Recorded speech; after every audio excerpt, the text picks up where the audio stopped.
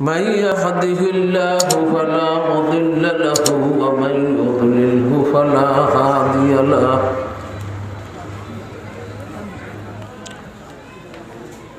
ونشهد أن لا إله إلا الله وأن محمدا عبده ورسوله صلى الله عليه وعلى آله وأصحابه أجمعين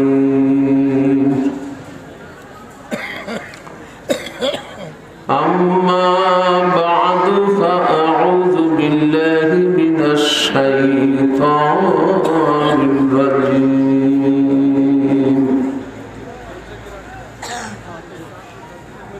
بسم الله الرحمن الرحيم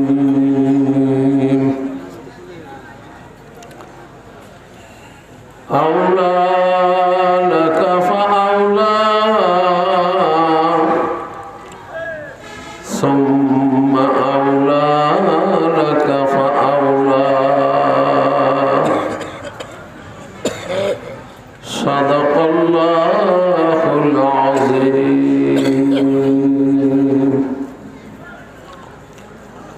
সবাই একবার দুরূদ শরীফ পড়ি আল্লাহুম্মা সাল্লি আলা মুহাম্মাদ ওয়া আলা আলি মুহাম্মাদ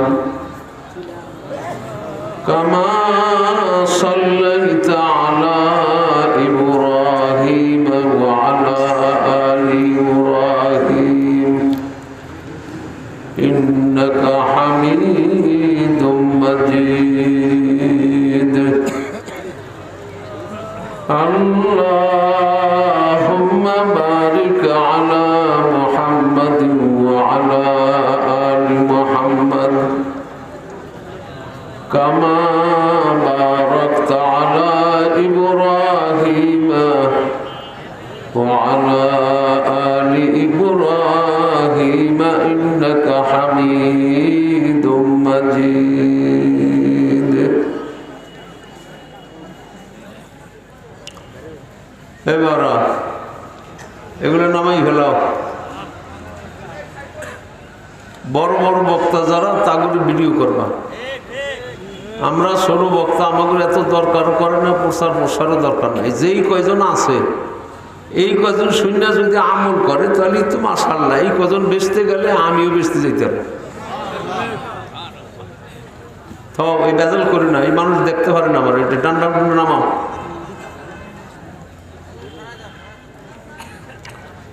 মুআজ্জাজ মুহতারাম জনাবে সদরে জলসা, ফুজলা ইজাম, মুরব্বিয়ানে কিরাম, সমবয়সী ভাইয়েরা ও পর্দার আড়ালরত মা ও বোনেরা, আল্লাহর দরবারে লাখো কোটি শুকরিয়া। আল্লাহ মেহেরবানি করে দুনিয়ার ফিতনা ফাসাদ থেকে হেফাজত করে দিনী মজলিসে, পবিত্র কোরআন ও হাদিসের মজলিসে, ওলামায়ে কেরাম, জাকিরিন শাকিরিনদের মজলিসে অর্থাৎ বেহেশতের বাগানে আসার মতো, বসার মতো আল্লাহ তৌফিক সুযোগ দান করেছেন। এজন্য সবাই শুকরিয়া তান বলি আলহামদুলিল্লাহ। আল্লাহ রসুল দুনিয়ার 3 জায়গাকে বেহেশতের বাগান বলছেন। ওর হাতের থেকে ওই মোবাইলটা নামান দি। ওর বাবার নাম কি? ওর বাবাই আসেনি হয়নি। কারণ এতটুকু কোলাহনের রাতে যদি এই মোবাইল দিয়ে দেয়, তক্তা মোবাইল, কারণ এ মানুষ থাকে ফেরেশতা হয়ে যায় না।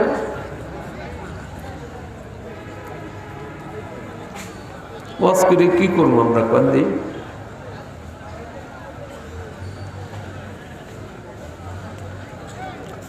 আল্লাহ রসুল দুনিয়ার 3 জায়গাকে বেহেশতের বাগান বলছেন। কয় জায়গা? 3 জায়গা। দুনিয়ার 3 জায়গাকে আল্লাহ রসুল বলছেন, ইজা মারারতুম বিরিয়াজিল জান্নাতি ফারতাউ, এ আমার সাহাবারা, তোমরা যখন দুনিয়ায় ভেস্তের বাগান দেখবা তখন তোমরা ফারতাউ করবা। কি করবা? ফারতাউ করবা। ফারতাউ একটা আরবি শব্দ। এর ব্যাখ্যা মুহাদ্দিসে জাকারিয়া সাহেব রাহমাতুল্লাহ আলাইহি ফাজাইলে আমাল তাবলিগ নিসাব কিতাবের ভিতরে বর্ণনা করছেন যে একটা ক্ষুধার্ত গরু, তার মুখে যদি কোনো বাধা নিষেধ না থাকে, এ গরুর মুখে বাধা আছে না? টুরি লাগায়, কাফি লাগায়, লাগায় না অনেক দেশে, ঠুসি লাগায়।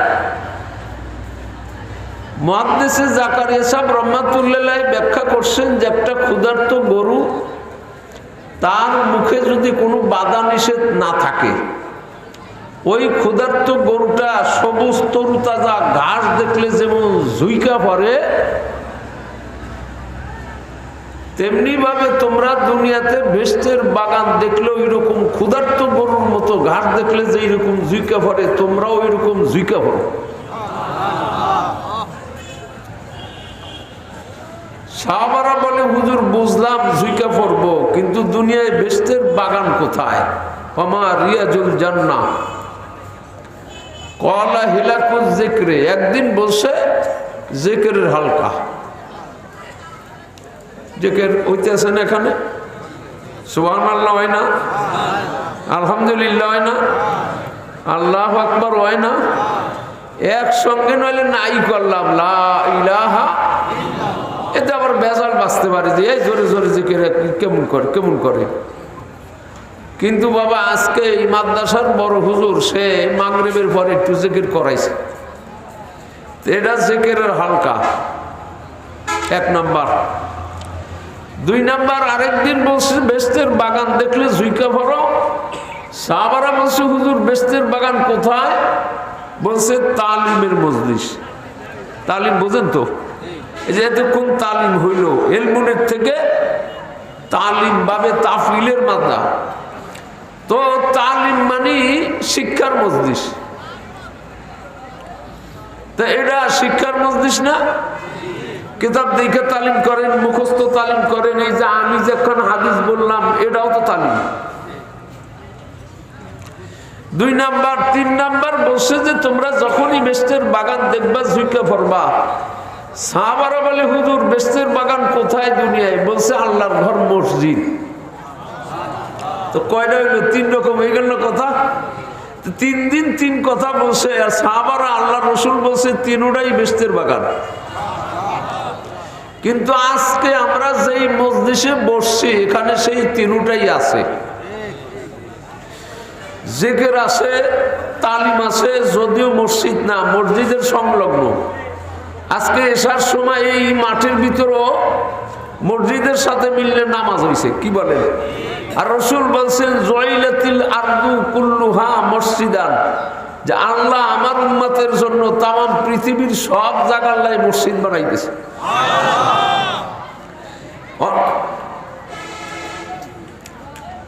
অন্য নবীর উম্মতেরা তাদের নির্দিষ্ট জায়গায় নামাজ পড়া ছাড়া নামাজ হইতো না,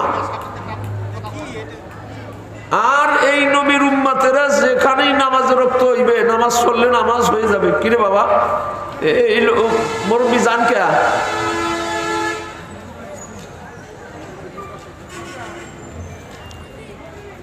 তো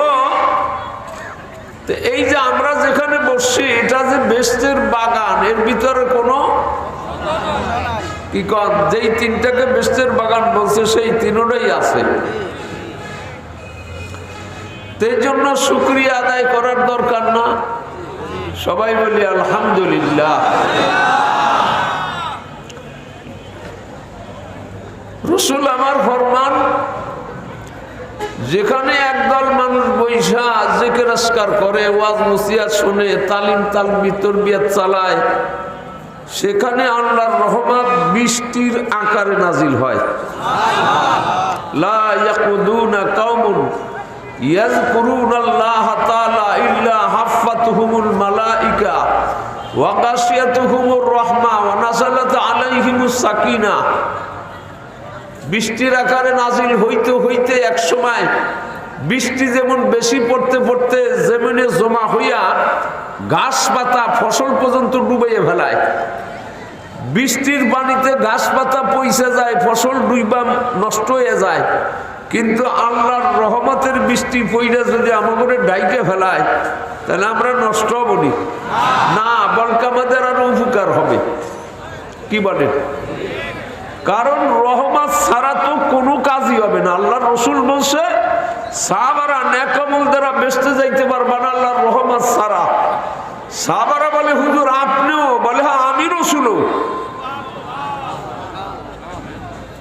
সেই রহমত এখানে নাজিল হইতেছে। আর আল্লাহ বলছেন রাহমাতু রাব্বিকা খায়রুম মিম্মা ইয়াজমাউন। তামাম দুনিয়ার মানুষ কিয়ামত পর্যন্ত কামাই রোজগার করে যা কিছু জমা করবে, কি কর, টাকা পয়সা, স্বর্ণ রূপা, অর্থ সম্পদ, ধন রত্ন, মান মর্যাদা, যা কিছু কামাই রোজগার করে জমা করবে, ওই জমাকৃত ধন সম্পদ, টাকা পয়সা সব কিছুর চাইতো আমি মওলার এক জাররা রহমতের দাম অনেক বেশি। এমনকি মানুষ নেক কামাই করবে, নেক কামাই কইরা জমা করবে, নেকের চাইতো আল্লাহর রহমতের দাম। দুনিয়াতে মানুষ 4 জিনিসের পাগল। কয়টা? 1 নাম্বার, কিছু সংখ্যক পাগল আছে তারা গুনাহ মাফের পাগল। কি বলেন? গুনাহগারের গুনাহ আল্লাহর রহমত হইলে মাফ হইতে পারে কিনা? একদল মানুষ দুনিয়ার অর্থ সম্পদ, টাকা পয়সার জন্য পাগল। কি বলেন? খাউন নাই, টাকা নাই, পয়সা নাই। কতজনে তো টাকা থোয়ার জায়গা পায় না। কি কন?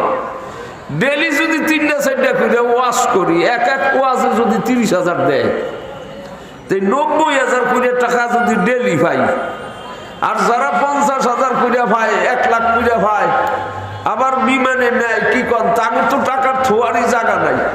কিন্তু এমন কিছু মানুষ আছে তারা অর্থমতো খানাও তো খাইতে পারে না। আছে না? আল্লাহর রহমত হইলে অভাবকে আল্লাহ দূর করিয়া দিতে পারেনি। 3 নাম্বার, কিছু দল্লোক পাগল যদি বিপদে পড়ে তখন দুনিয়ার কিছু মনে থাকে না। আল্লাহর রহমত নাজিল হইলে বিপদগ্রস্ত ব্যক্তির বিপদকে আল্লাহ দূর করিয়া দিতে পারেনি।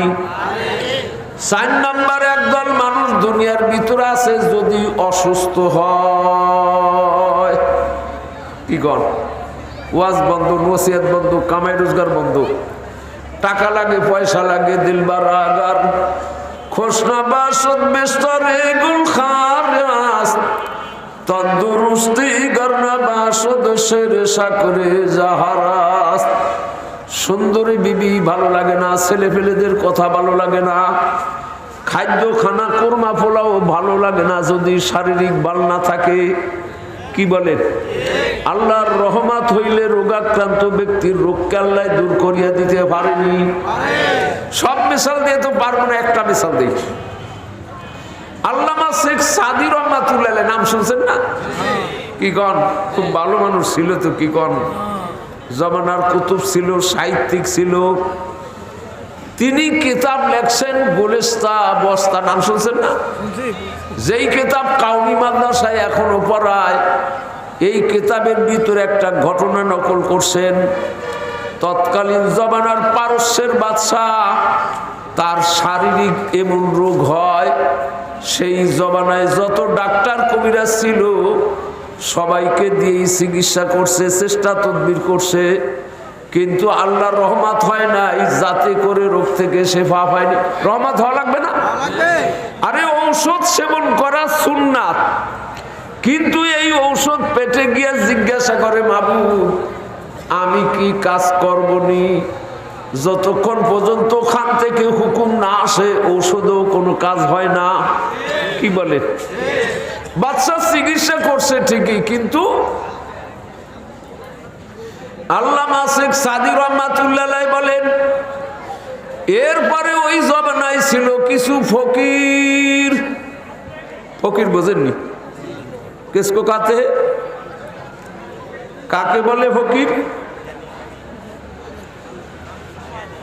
জ্ঞানী, বুঝছি, কইতে পারবেন না। ফকির তো আরবি শব্দ আসলে, ফা বড় কম ইয়ে র, ফকির মানে কোনো অর্থ সম্পদ নাই, 10 দারে ভিক মেঙ্গে খায়। ঢাকার শহরে এখনো বলে, মা ফকির আসছে ভিক্ষা দাও। কি কন? আরবি শব্দ, কিন্তু আমাদের আঞ্চলিক ভাষায় যারা যার ফুক দেয় তাদেরকে ফকির বলে। কি কন? ঘুমেন কে? উজু করিয়া নাল নাস্তা খাইয়েন, চা খাইয়েন। আপনার ঘুম দেখলে তো বেয়া কি ঘুমাই বলি। ফকির বোঝেননি? চুল আছে, জট আছে, গেরুয়া কাপড় পরে, শালু কাপড় পরে, চিমটাতে লই করে। কি কন? আসে না এরকম? ফকিররা কয় বাদশা ডাক্তারের চিকিৎসা তো করলেনি, আমরা একটা ফকিরি তদবির করি। বলে করো। ওরা রাত্রের বেলায় অন্ধকার রাত্রে মেয়ে লোক পুরুষ লোক লইয়া বার বৈঠক বৈশা কিছু গান বাজনা করে, কয় আমরা আসমান থেকে জিন নামাইছি। এরপরে এই জিনে বইলে গেছে এই রোগের কথা। বাদশার কাছে গিয়া বলে, বাদশাহ আপনার রোগ মুক্তির একটা পদ্ধতি আছে। বলে কি? একটা মানুষ জমি দিতে হবে। আমাদের দেশের ফকিররা কয় গরু দিতে হইব, খাসি দিতে হইব। আর সেই ফকিররা কি বলছে? এটা মানুষ জমি দিতে হবে। তাও স্বাভাবিক সাধারণ মানুষ হইলে হবে না, এক মায়ের এক পুত্র সন্তান লাগবে, তাও 7 বছর বয়স হইতে হইবে, গায়ের রং টুকটুকে সুন্দর হইতে হইবে। ওই সূরা বাকারার কিসার মতো। বাদশা কয় দেখো, তল্লাশি শুরু হয়েছে লক্ষ লক্ষ টাকা নিয়ে। আল্লামা শেখ সাদি রহমাতুল্লাহ নাম শুনছেন না? তেনার লিখিত কিতাব। কি কন? খুব বুজুর্গ মানুষ ছিল তো। কি কন? ছিল না? আহারে আহারে আহারে। শেষ জীবনে তো বিবি নাই, বাচ্চাও নাই, সবকিছু বেঁচে ঠেছে, টাকা পয়সা লইয়া সফরে বাইর হইছে। রাস্তার মধ্যে কাফেলার সঙ্গে যাইতেছে। ওই কাফেলা ধরছে জঙ্গলের ভিতর থেকে বড় ডাকাত দল, দইলা জঙ্গলের মধ্যে নিয়ে যার যা আছে। শেখ সাদির কাছে গেছে, বাবা টাকা আছে ঠিকই, আমার নাম শেখ সাদি। আপনি শেখ সাদি রহমাতুল্লাহ? কত বড় আল্লাহর ওলি মানুষ, বুঝেন নাই? সর্বনাই হিসাব, চোখে দেখেন নাই জীবনে কোনোদিন। যদি নামটা কয় অন্ধকার রাত্রে, হ্যাঁ সর্বনাই হিসাব বুঝু, হ্যাঁ হ্যাঁ জীবনে দেখিনি। হুজুর করতে এলেন, হুজুর আপনার টাকা তো। হুজুর একটা কথা কি কয়, আমাদের দলের লিডার সর্দার, তার আইন হুকুম হইল কারো টাকা বাকি রাখবে না, নিয়ে আসবা। লিডারের কাছে চলেন, সে যদি ফেরত দেয় ভালো। লিডারের কাছে গেছে, কয় বাবা আমার নাম শেখ সাদি। হুজুর আপনার নাম শেখ সাদি? এর সর্বনাশ, আপনি কইতে আইলেন, কি হয়েছে ঘটনা? কয় বাবা আমার এই যে এই থলির মধ্যে 1 বস্তা টাকা, আমার সব সম্পদ বেচা লইয়া সফরে বাইর হইছে, যে এই দিনের রাস্তায় কাটা মারা আল্লাহ বিল্লাহ করুন। বুঝেন নাই কথাটা? এই বস্তাটা নিয়ে আইছে বাবা, টাকাটা দেওয়া যায় না। কয় হুজুর আমাকে ডাকাতি ধর্মেই নেই, কারো টাকা নিলে আর ফেরত দিই না। শেখ সাদি রহমাতুল্লাহ বুঝতে পারছে যে টাকা তো ফেরত পাবো না, তো একটা কাম করি, বাবা আমি তো করে একটু ওয়াজ শুনাইতে চাই, ডাকাতি হইছে? কয় হুজুর একা কি, আপনার নিরিবিলি ভাইছি, টাকা পয়সাও হয়ে গেছে আমাদের, এরা সব বিদায় যাও, আপনি বসে ওয়াজ করেন। এটা গাঁটটি দিয়ে দিয়েছে, এটার পর বইয়ে ওয়াজ করতেছে, আমার নাম শেখ সাদি। বলে হা হুজুর। আমার এই টাকাগুলো সব আলাদা করো, এক জায়গায় রাখো। বলে রাখলাম হুজুর, অন্য কারোর সঙ্গে মিলাবো না। বলে কার টাকা কি অবস্থা জানি না, আমার এই টাকাগুলা সব হালাল টাকা। বলে আলহামদুলিল্লাহ, খুব ভালো, কিন্তু হুজুর যতই বলেন টাকা কিন্তু ফেরত দিব না। না, আমি টাকা ফেরত চাই না। বুঝতে পারছি। এ বাবারা, চুরি ডাকাতি করো, শেষ পর্যন্ত মরণের পরে শান্তি চাও না অশান্তি চাও? কয় হুজুর আমরা শান্তি চাই ঠিকই, কিন্তু টাকা কিন্তু ফেরত দিব না। না, টাকা চাই না। কয় বাড়িতে গিয়ে এই টাকা দিয়া বাজার থেকে টিন কিনবা, খাম ক্রয় করবা, খুঁটি ক্রয় করবা, আলাদা করে সুন্দর লম্বা কইরা প্রায় 30 হাত লম্বা কইরা একখান ঘর তুলবা। ওই ঘরের ভিতরে তোমাদের ছোট ছোট বাচ্চা আছে, ছেলে ফেলে আছে, সেখানে লাগাই দিবা। এই টাকা দিয়ে বেতন দিবা, 2 জন হুজুর রাখবা। এই টাকার থেকে ছেলে ফেলেদেরকে খাওয়াবা, হুজুরদেরকে খাওয়াইবা। ওরা যখন ওই মাদ্রাসা গিয়া আউযুবিল্লাহ বিসমিল্লাহ বইলা কোরআন শরীফ তেলাওয়াত করবে, আল্লাহ রহমতের দরজা খুলিয়া দিবে, তোমরা জান্নাতি হবা। ঠিক আছে হুজুর, এটা মানলাম। ঠিকই ওরা তাই করছে। ওই সূরাগুলা সব হেদায়েত পেয়ে গেছে, ওরা সব আল্লাহওয়ালা হয়ে গেছে।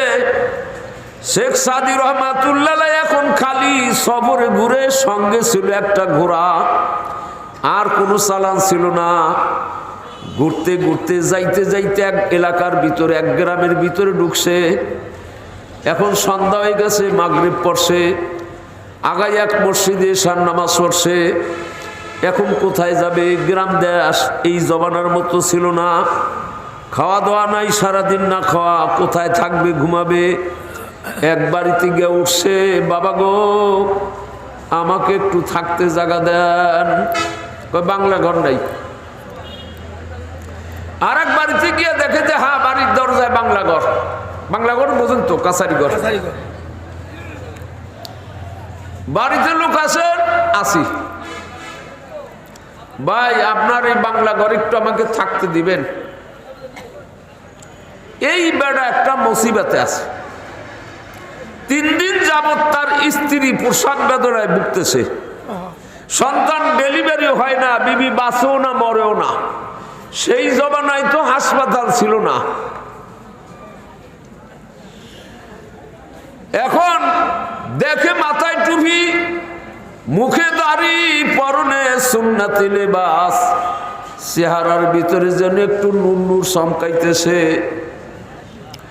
দেখতে লোকটা থেকে তো মনে হয় যে আল্লাহওয়ালা মানুষ। এই লোকটাকে যদি একটু জায়গা দেই, এই ওসিলায় আল্লাহ আমার বিবিকে সন্তান খালার দিয়ে দিতে পারে। অনেক থাকেন, থাকতে কইও পড়ছে বেজালে। ঘর অন্ধকারের বাতি লাগে না, তৈল বসে বাতি ঠিক কইরা বাতি আনছে। দেখে ময়লা কাজটা তোলাইন না, এইটারে ঝাড়ু দিছে।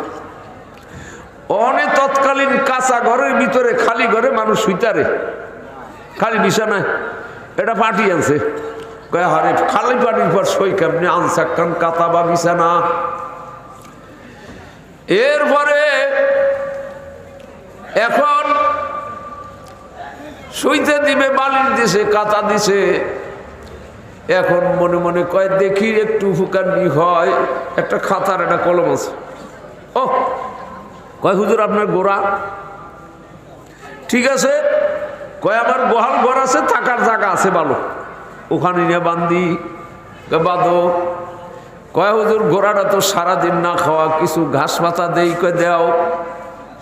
এখন কয় হুজুর আপনিও তো না খাওয়া। অনেক খানা আনছে, খাওয়া দাওয়ার পরে হুজুর শুইবে।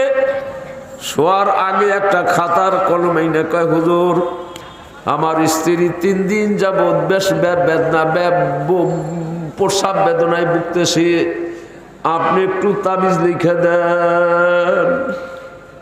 হুজুরে মনে মনে কয় খোদা আমি তো তাবিজ জানি না। বুঝেন নাই কথাটা? আসেন অনেক হুজুররাই, আরে মসজিদের খতিব সাহেব, ইমাম সাহেব তাবিজ লিখতে জানে না, কিন্তু মুয়াজ্জিন তাবিজ লেখে দশাইয়া। শুক্রবার আর সোমবার লাইন কইরা যায়, খালি বিশেষ কইরা মহিলাগো লাইন। অনেক মনে মনে কয় আমি তো তাবিজ জানি না, তো তাবিজ কেমনে কি দিব আল্লাহ কি লেখুক। কুতুবুল আলম রশিদ আহমদ গঙ্গবি রহমাতুল্লাহ রায় নাম শুনছেন? ওয়াইকুম খানায় শাইখুল মাশায়েখ রশিদ আহমদ হুমায় রুশদু হুদা দে। কুতুবুল আলম এক মহিলা 3 দিন আসছে তার বাসায়। তেনার বিবির কাছে জিজ্ঞাসা করে হুজুর কোথায়, বাড়িতে নাই। 3 দিনের পরে 4th দিনের দিন এসে ধরছে হুজুরে। ঘরের দরজা এসে জিজ্ঞাসা করছে বিবিরে, হুজুর বাড়িতে বাসায় আছে? আছে।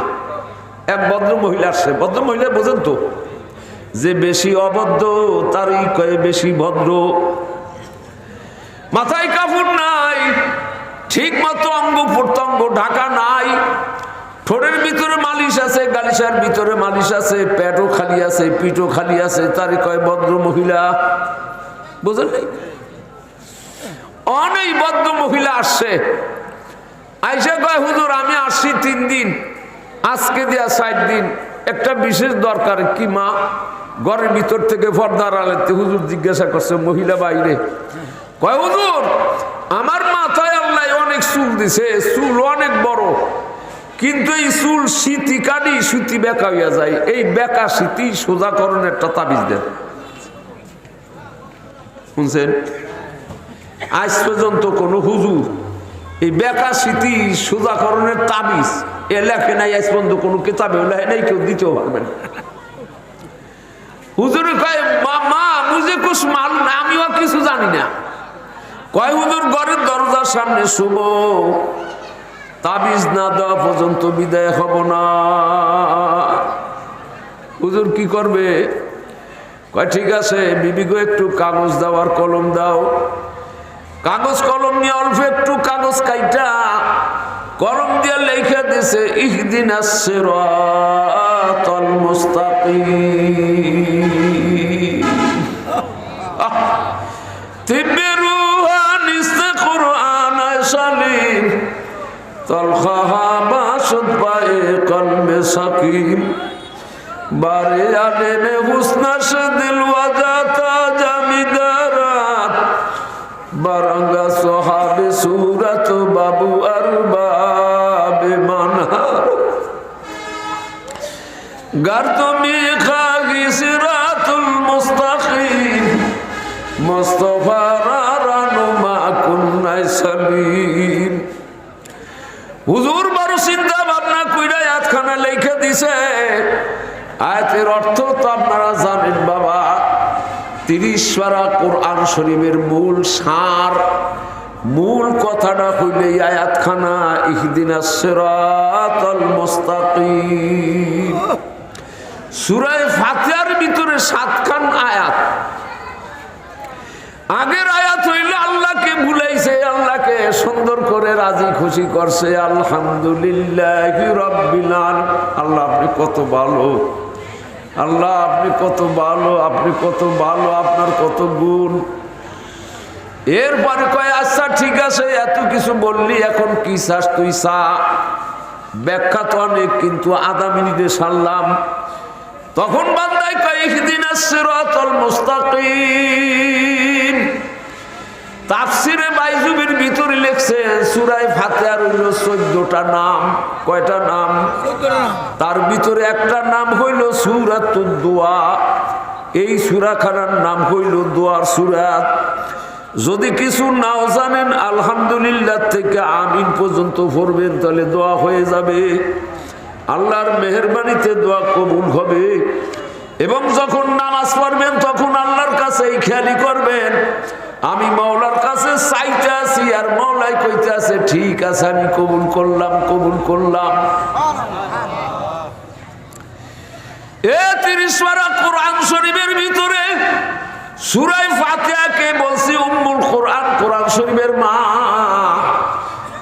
আর এই সূরা ফাতিহার আসল আয়াতখানা হইল ইহদিনাস সিরাতাল মুস্তাকিম। একটা কথাই, আল্লাহ আপনার কাছে আমরা সঠিক রাস্তা চাই। লেখা দিছে বাস কইরা দিছে, তাবিজ কইরা মাথায় দিও, গলায় দিও। সে কি মাথায় দেয় নাই, গলায় দিছে, দেওয়ার সাথে সাথে সিঁড়ি সোজা, স্মৃতি সোজা হয়ে গেছে। আয়না দিয়া তাকাইয়া দেখা চোখের বাণী সারে আর কাঁদে, মাবুদ গো আল্লাহর কুতুবের তাবিজে আমার বেকার স্মৃতি সোজা হয়ে গেল, আমি কি সোজা হব না? মাবুদ গো আমি সারা জীবনের তরে তওবা করলাম, গুনার কাম কাকে বলে, ওই গুনার কাম আর জীবনে করব না। আল্লাহর ওলি আল্লাহর কুতুবে মুতাবিজি দিছে রে বাবা, খালি শুধু মাথার স্মৃতি না, নিজের বাঁকা অন্তরটাও সোজা হয়ে গেল। শেখ সাদি রহমাতুল্লাহ আলাইহি মনে মনে কয়, মাবুদ গো আমি কি দিব, কি তাবিজ দিব, আমি তো তাবিজ জানি না। কিন্তু এই লোকটাই এত খেদমত করলো, এত কিছু করলো, লোকটার আকীদা তো আমার পরে ভালো।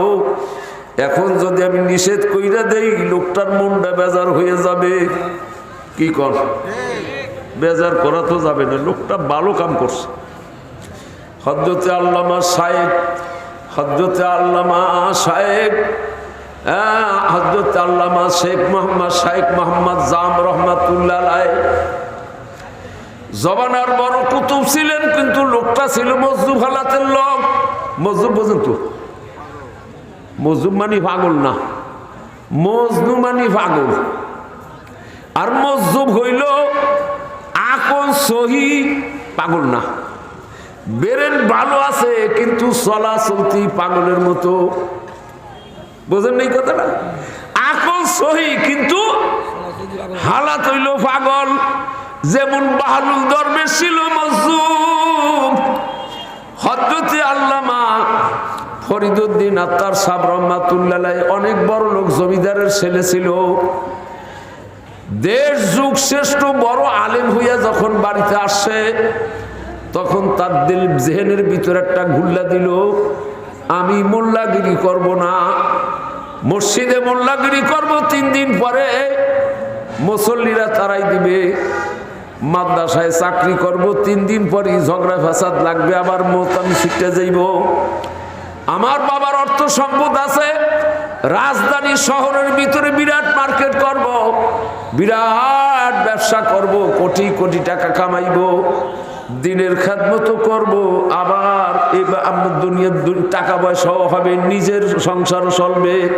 বিরাট মার্কেট করছে। এমন কোন জিনিস নাই দুনিয়ার যে তার দোকানে গেলে পাওয়া না যায়। কাঁচের গ্লাস চতুর্দিকে সেটিং করছে, বিভিন্ন ভাবে সাজাইছে, কিন্তু এলাকার মজদুব একদিন আসে, দূরের থেকে একবার তাকায়, একবার চক্ষু বন্ধ করে, একবার খোলে, একবার একটু বসে, একবার একটু ওঠে, একবার একটু কাইতয়, আবার একটু সোজায়, একবার একটু নাচন দেয়। নাচতে নাচতে আসতেছে শেখ সাদি রহমাতুল্লাহ আলাইহি তার খাস কামরায় বসা, কাঁচের গ্লাস টান দিয়া ধমকি দেয়া বলে, এই পাগল, তোরে মানুষ পাগল কয় সাদে, কয় কি হয়েছে, কয় আসবি সোজা মতো আয়। এই যে বেকাইয়া তারাইয়া কাইতুইয়া দেখো, সোজা হইয়া দেখো, বইসা দেখো, এত তাকাও কেন, চুরি করবা? কয় আমি এত তাকাইয়া দেখতেছি যে এত কিছু থুইয়া রাইখা তুমি মরবা কেন? কি কর, এত সম্পদ যার, হের মরতে মনে চায়। শেখ সাদি আল্লামা ফরিদউদ্দিন আত্তার রহমাতুল্লাহ আলাইহি বুঝে নাই, কথাই ভাবলা তুই মরবি কেমনি? বলে কেন আমি মরবো এমনি? এই বইলেই আসার খাইয়া বইটা লোকটা মারা গেছে।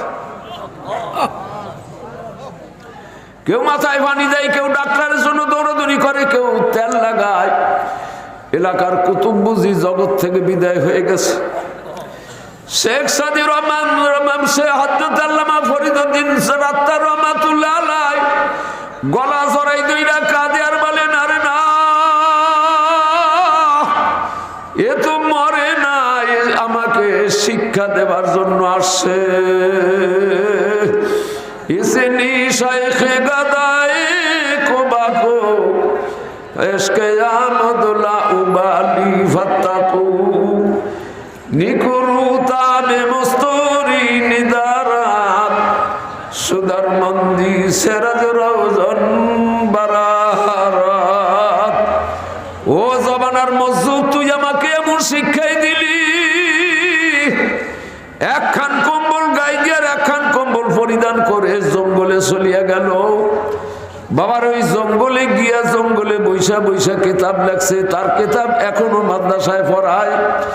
এরপর হইছে আল্লামা ফরিদউদ্দিন আত্মার রহমাতুল্লাহ, একে বলা হয় মজদুর। সুবহানাল্লাহ। বাবার এ হদ্দতে শাহ মোহাম্মদ জাম রহমাতুল্লাহ একজন মজদুর হালাতের লোক ছিল। রাত্রি পোহাইলি ফজরের নামাজের পরই, হুজুর আমার একটা তাবিজ দেন। আর একজন আসে, হুজুর আমার একটু তাগিদা পরাই দেন। আর একজন আসে মাথাটা নিয়ে, হুজুর আমার এই মাথার ভিতরে একটু ফু দিয়া দেন। হুজুর এই বেজাল দিকে দেন, তোর এই দেশেই থাকবো না। রাত্রের অন্ধকারে ফলাই চলে গেছে অন্যত্র, অন্য দেশে। অন্য দেশে কিছুদিন থাকার পরও সেখানে নাম ফুটে গেছে। মানুষ ওয়াজের জন্য দাওয়াত দেয়, দোয়ার জন্য দাওয়াত দেয়।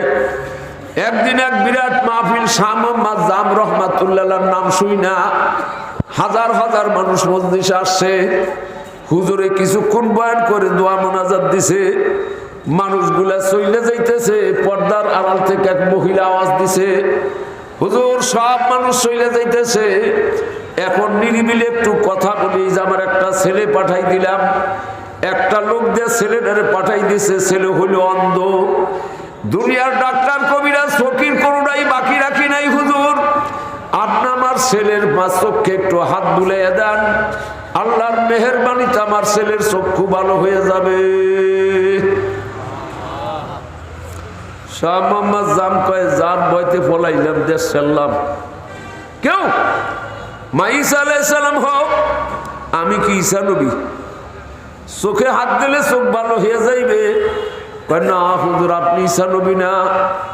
বলে আপনি কিছুই না, কিন্তু আমার মনে চাইছে একটু হাত বুলিয়ে দেন, চক্ষুটা ভালো হয়ে যাবে। আমার দিলে সাক্ষী দেয়। এদিক দেন আমার জায়গায়, এদিক দিয়ে লাভ দেয় না, ইমে দিছে দৌড়। 40 কদম যাওয়ার সাথে সাথেই আসমান থেকে ইলহাম আসছে, ও শাহ মোহাম্মদ জাম, আর যদি সামনে একটা কদম বাড়াও, যেই নিয়ামত তোমার সিনার ভিতরে দিয়েছি, যেই ওলিয়াত দরজা দান করে, সেই নিয়ামত আমি ছিনিয়ে নিয়ে যাব। আমার বান্দিরে তুমি বেজার করিও না, তুমি তো কিছু করবা না। আম্মা আমি কুনিম, আমি মৌলায় সব করব, তাড়াতাড়ি ফেরো। অমনি পিছন থেকে ফেরে আসবে, মাগো দাঁড়াও, মা আমি কুনিম, মা আমি কুনিম, আমি ভালো করব, আমি ভালো করব। অর্থাৎ আল্লাহর কুদরতি জমানের ভাষাটা নিজেই এখন বলতেছে। আর ওই ছেলের চোখকে হাত দেওয়ার সঙ্গে সঙ্গে অন্ধ চক্ষু ভালো হয়ে গেছে। শেখ সাদি রহমাতুল্লাহ কয়, মাবুদ গো কি করব? লোকটা এত কিছু করলো, মনটা বেজার হয়ে যায়। আনো দাও খাতা কলম দাও। উনি তো সাহিত্যিক কবি মানুষ, আপনাদের অসুবিধা নেই, আমি এরপরে ওয়াজ শুরু করবো ইনশাল্লাহ। এখন ওই একটা শের লিখে দিছে, শেরবানী কবিতা। মোরা যায় সুদ খারে রানী যায় সুদ, আবি তু বাজা ওয়ারনা খাহি মাজা। মাবুদ গো আমার থাকা খাওয়ার ব্যবস্থা হয়েছে, আমার ঘোরারও থাকা খাওয়ার ব্যবস্থা হয়েছে। এখন ওনার স্ত্রী বিয়ে ফারুক না বিয়ে ফারুক তা তুমি বুঝো আর উনি বুঝুক। আচ্ছা এইটা কোনো তাবিজ হইল? বলকে আপনারা শুনলে আর কইবেন যে এটা একটা খারাপ কথা, খারাপ ভাষা। কি কন? ওইটারে বাস কইরা দিছে, নিয়ে গলায় বেঁধে দেওয়ার সাথে সাথে সন্তান ডেলিভারি দেখছেন। গর্জ সুরত বুকজারি আই দোস্তা, গোলেস্তা আস্ত গোলেস্তা আস্ত গোলেস্তা। যারা আমি মাওলার লাই, আমি মাওলার প্রেমে যারা সাধারণ বেশভূষায় চলে, মানুষের কাছে পরিচিতি লাভ করে নাই, স্বাভাবিকভাবে চলে, আমার মাওলাই কয় ওর সিনাটাকে একটা নূরের বাগিচা বানাইয়া দেয়। আর ওই যেই সিনার থেকে যেই কথাটাই বাহির হয়, আমি মাওলার দরবারে হইয়া যায়।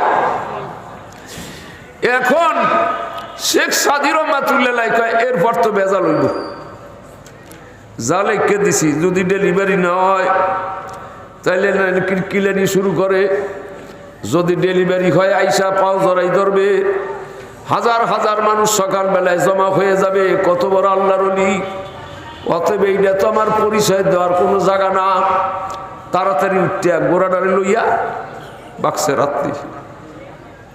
কিন্তু ওই লোক বিবির সন্তান হইছে, এই লইয়া পানি লইয়া দৌড়াদৌড়ি, গরম পানি এইটা সেইটা নিজেই সব, প্রায় 1-1.5 ঘন্টা 2 ঘন্টা গেছে গিয়া।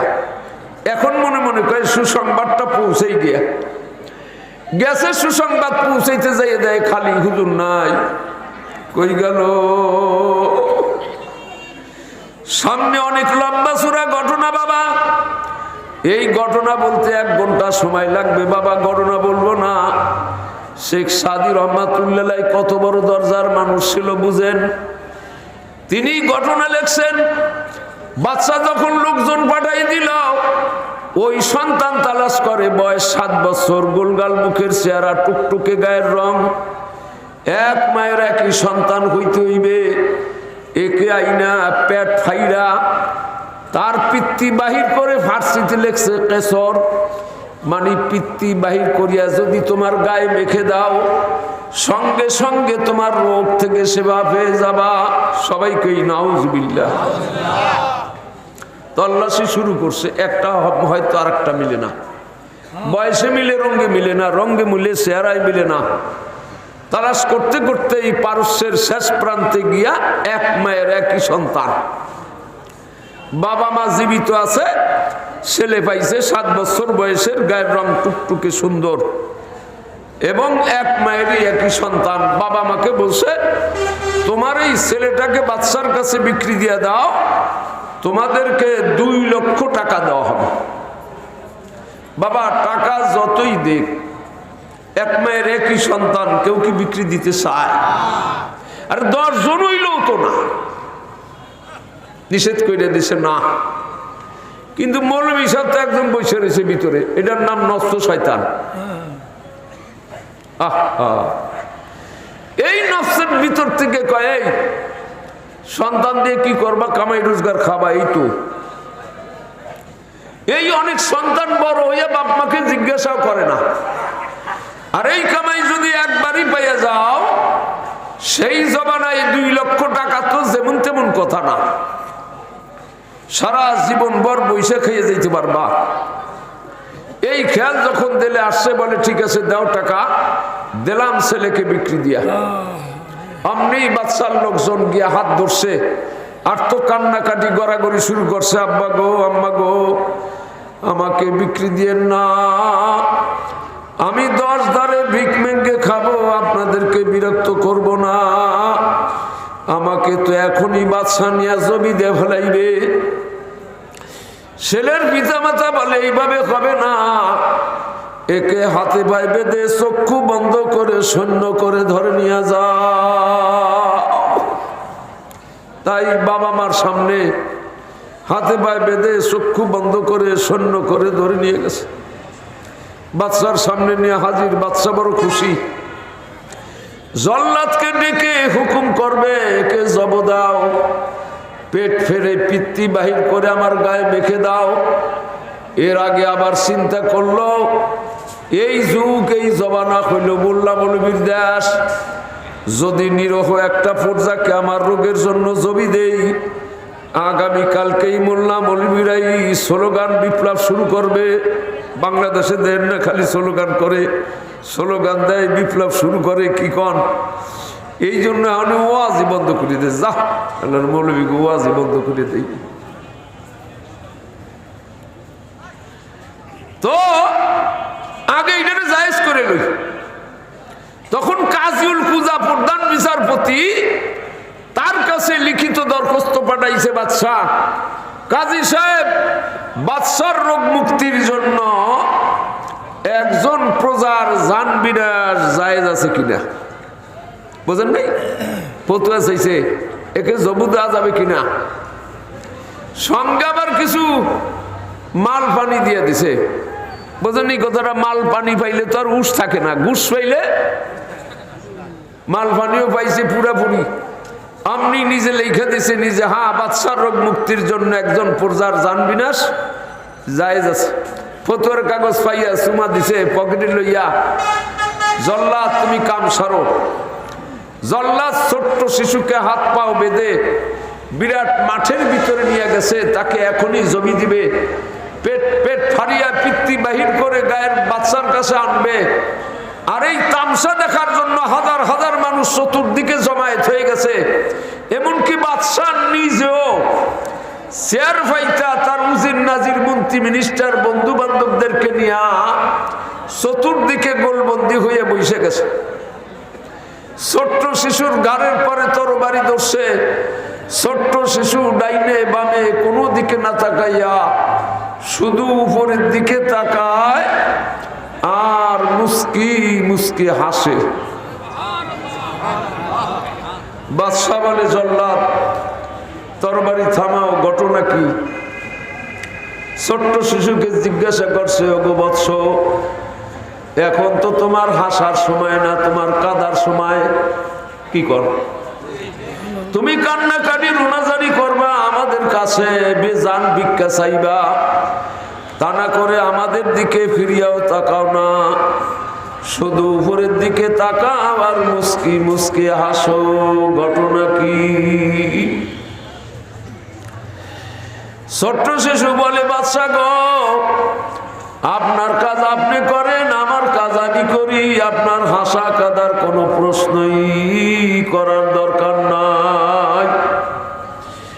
বাদশা বলে, বাবারে, আমি তোমাকে অভয় দান করলাম, তুমি ঘটনা খুলে বলো, এই মুহূর্তে কেন উপরের দিকে তাকাও আর মুস্কি মুস্কি হাসো? ছোট্ট শিশু চোখের পানি ছেড়ে বলে, বাদশা গো, আমার মতো 7-8 বছরের ছোট্ট শিশু যখন বিপদে পড়ে দৌড়াইয়া পিতা মাতার নিকটে যায়, আশ্রয় তলব করে, এই মুহূর্তে আমার পিতা মাতার নিকটে যাবার উপায় নাই, কেননা ইতিপূর্বেই তো পিতা মাতা 2 লক্ষ টাকা পেয়ে বিক্রি দিয়ে দেয়। আসার পথে কত কান্নাকাটি গড়াগড়ি রুনাজারি করলাম, পিতা মাতার দিলে একটু মায়া লাগলো না। হাতে পায়ে বেঁধে চক্ষু বন্ধ করে সৈন্য করে ধরে নিয়ে যাও বলিয়া দিল।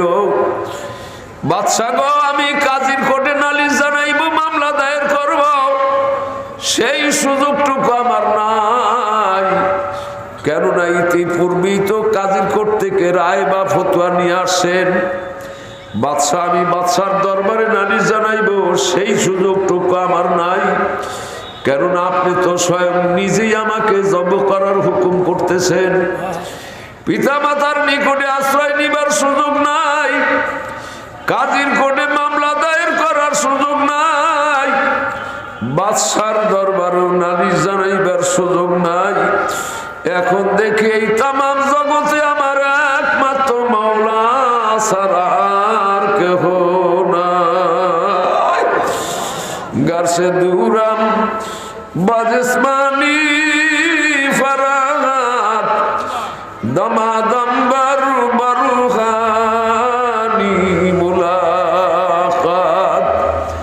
ওগো বাদশাহ, যদিও দেখুন শারীরিকভাবে জিসমানিভাবে আমার থেকে আমার মাওলায় অনেক দূরে, কিন্তু রুহানি ভাবে প্রত্যেকটা নিঃশ্বাসে নিঃশ্বাস আমার রুহের সঙ্গে আমার মাওলার সঙ্গে সাক্ষাৎ হইতেছে।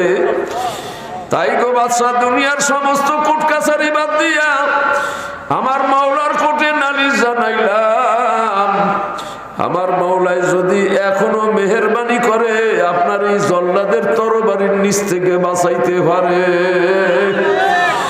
বাদশাহ চোখের পানি ছেড়ে দিয়া বলে, জল্লাদ তরবারি থামা, আমার মতো নরপিশাচ না খান্দা যদি জগৎ থেকে হাজারো বিদায় হয়ে যায়, দুনিয়ার কোন হায়ওয়ান জানোয়ারও আমার জন্য আফসোস করবে না, কিন্তু এমন মাসুম শিশুকে দুনিয়ার থেকে বিদায় করে দিলে গর্তের পিপিলিকা থেকে শাকার পাখি পর্যন্তের জন্য আফসোস করে কাঁদবে। বাদশাহ হাতে পায়ের বাঁধন খুলিয়া দিয়া আরো কয়েক হাজার টাকা হাতে তুলে দিয়া বলে, বাবা যাও, আমি তোমাকে মুক্তি দিয়া দিলাম, এই দেশে স্বাধীনভাবে যেটাই খুশি ঘোরো, প্রয়োজন হলে আবার আমার কাছে আসবা। আল্লাহর রাসূল ফরমান, ইরহাম মান ফিল আরদি ইয়ারহামকুম মান ফিস সামা। রাসূল বলেন, আমার উম্মতেরা, জগৎবাসী যারা, তাদের পরে তোমরা দয়া মেহেরবানি করো। আসমানের মালিক মাওলা ও তোমাদের পরে দয়ার মেহেরবানি করবে। বাদশাহ যখন ছোট্ট শিশুর পরে দয়া মেহেরবানি দেখাইয়া তাকে মুক্তি দিয়ে দেয়, ওই কিতাবে লেখে 1 সপ্তাহ পার হইতে না হইতেই বিনা চিকিৎসায় আল্লাহর রহমতে বাদশাহ রোগ থেকে সেবা পেয়ে যায়। এই জন্যই আমার মাবুদ ফরমান, ওয়া রাহমাতু রাব্বিকা খায়রুম মিম্মা ইয়াজমাউন। নবী গো, আপনার রব মাওলার এক জাররা রহমতের দাম তামাম দুনিয়ার সব কিছুর চাইতে বেশি। বাবারে, সেই রহমতের মজলিসে আমরা বসি, গুনাহগারের গুনাহকে আল্লাহ মাফ করতে পারে, অভাবীর অভাবকে আল্লাহ রহমতের ওসিলায় দূর করতে পারে, বিপদগ্রস্ত ব্যক্তির বিপদকে আল্লাহ রহমতের ওসিলায় দূর করতে পারে। এ রোগাক্রান্ত ব্যক্তি, রোগ ছাড়া তো বর্তমান যুগে কোনো মানুষই নাই বাবা।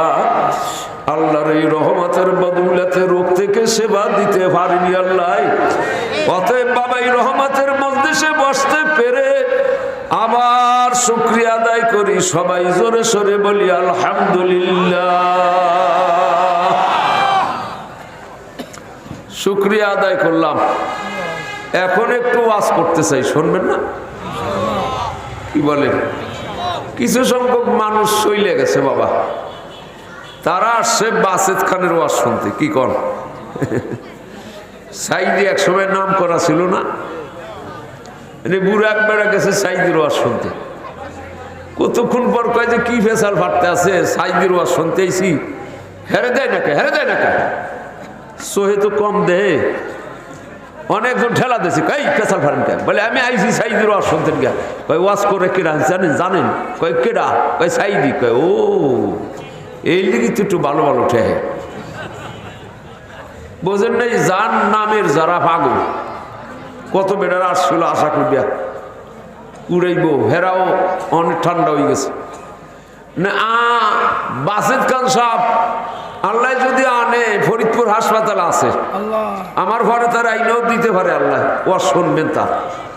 কিন্তু বাবা, এখন এইবারে তো অনেক বড় বড় বক্তা দাওয়াত দেশে, গতবারও আমি শেষে বয়ান করছি। এখন আমি আমার অভ্যাস অনুযায়ী পবিত্র কোরআন শরীফ থেকে একখানা সূরা বা দু একখানা আয়াতে কারিমা তেলাওয়াত করি, তার একটু তাফসীর ব্যাখ্যা বিশ্লেষণ করে আমার বক্তব্য শেষ করি। আজকে 29 পারা সূরা কিয়ামত থেকে একখানা আয়াতে কারিমা তেলাওয়াত করেছি। আল্লাহ যদি তৌফিক দান করে এর একটু তাফসীর ব্যাখ্যা আপনাদেরকে শুনাইতে চাই, শুনবেন না? রাত্রি তো বাড়ি বেশি হয় নাই মনে হয়, কি কন? ইয়া সব তো চলে গেছে আপনাকে বাহিদা মাহফিলে, তখন আপনারা কি থাকবেন না? আমার ফেলাইতে যাইবেন গিয়া? তাহলে আগেই কন, আমি উঠে যাই, শুনবেন নি বয়ান? তাই আয়াতখানা আগে একটু তেলাওয়াত করি। আউযু বিল্লাহি মিনাশ শাইতানির রাজীম। বিসমিল্লাহির রহমানির রহিম। আমার দিকে একটু তাকাইয়েন। বিসমিল্লাহির রহমানির রহিম। আওলা লাকা ফাআওলা সুম্মা আওলা লাকা ফাআওলা। তাকাইছেন আমার দিকে? আঙ্গুল দেখছেন কয়টা? 4টে উঠেছে। আওলা লাকা ফাআওলা সুম্মা আওলা লাকা ফাআওলা। আল্লাহ একই আয়াতের ভিতরে একটা শব্দ 4 বার বলছে। কয়বার? একটা শব্দ একই আয়াতের ভিতরে 4 বার বলছে। আওলা লাকা ফাআওলা সুম্মা আওলা লাকা ফাআওলা। আয়াতের ভিতরে একটা শব্দ চারবার বইলা আল্লাহ বুঝাইছে, এ নবী বলিয়া দাও দুনিয়ার মানুষ তোরা শোন, দুনিয়ার জিন্দেগি ছিল বন্দেগি করার জন্য। কিসের জন্য?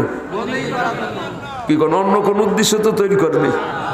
তোরা বন্দেগি করবি, আমি তোদের প্রয়োজন মিটাবো। হাত দিছে কে? না চাই আনছে? দুইটা চক্ষু দিছে কে? যদি না থাকতো কে দিত? দুনিয়ার জিন্দেগি বন্দেগি করার জন্য। যদি দুনিয়ায় বন্দেগি না করো, বন্দেগি করেনি সবাই।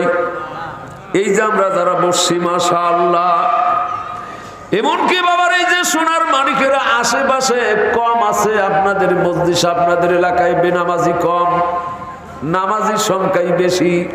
ওই যে পাশে কয়েকজন আছে বাবা, আর ওই যে দাঁড়ানের ভিতরে কয়েকজন আছে যারা বাবারে আমরা মাগরিবও পড়ছি এশাও পড়ছি। এই সোনার মানিকেরা মাগরিবও পড়ে নাই এশাও পড়ে নাই, বুঝেন নাই? আমরা যারা মাগরিব এশার নামাজ পড়ছি, নিয়ত করছি ফজরও পড়ব, আমাদের জন্য আল্লাহ জান্নাতের থেকে খৈঞ্চা বইরা খানা পাঠাইয়া দেয় নাই, দেশেনি? আবার এই যে যেই সোনার মানিকেরা মাগরিবও পড়ে নাই এশাও পড়ে নাই, নিয়ত করছে যে ফজরও পড়ব না, ও সোনার কাম শুনলাম। কইবেন যে হুজুর কেমনে বুঝলেন এরা নামাজ পড়ে নাই? বাবারে আল্লাহর নামাজি আর বেনামাজিদের চেহারার ভিতরে একটা সিল মেরে দিছে। ওই সিলগুলা কাছে বা দূরের থেকে দেখলেই বোঝা যায় কোনটা নামাজি আর কোনটা বেনামাজি। অতএব যেই সোনার মানিকেরা মাগরিবও পড়ে নাই এশাও পড়ে নাই, তাদের জন্য আল্লাহ রাগ করে জাহান্নামের থেকে আযাবের ফেরেশতা মান্দারের কাঁটা দিয়ে পাঠাই দেয় নাই যে যা আজকেও আজের দিনও নামাজ পড়লো না, পিটাইয়া চামড়া উঠাইয়া দিয়ে পাঠাইছেন। আল্লাহ তো আমাদের মতো এত রাগি না। কি কর?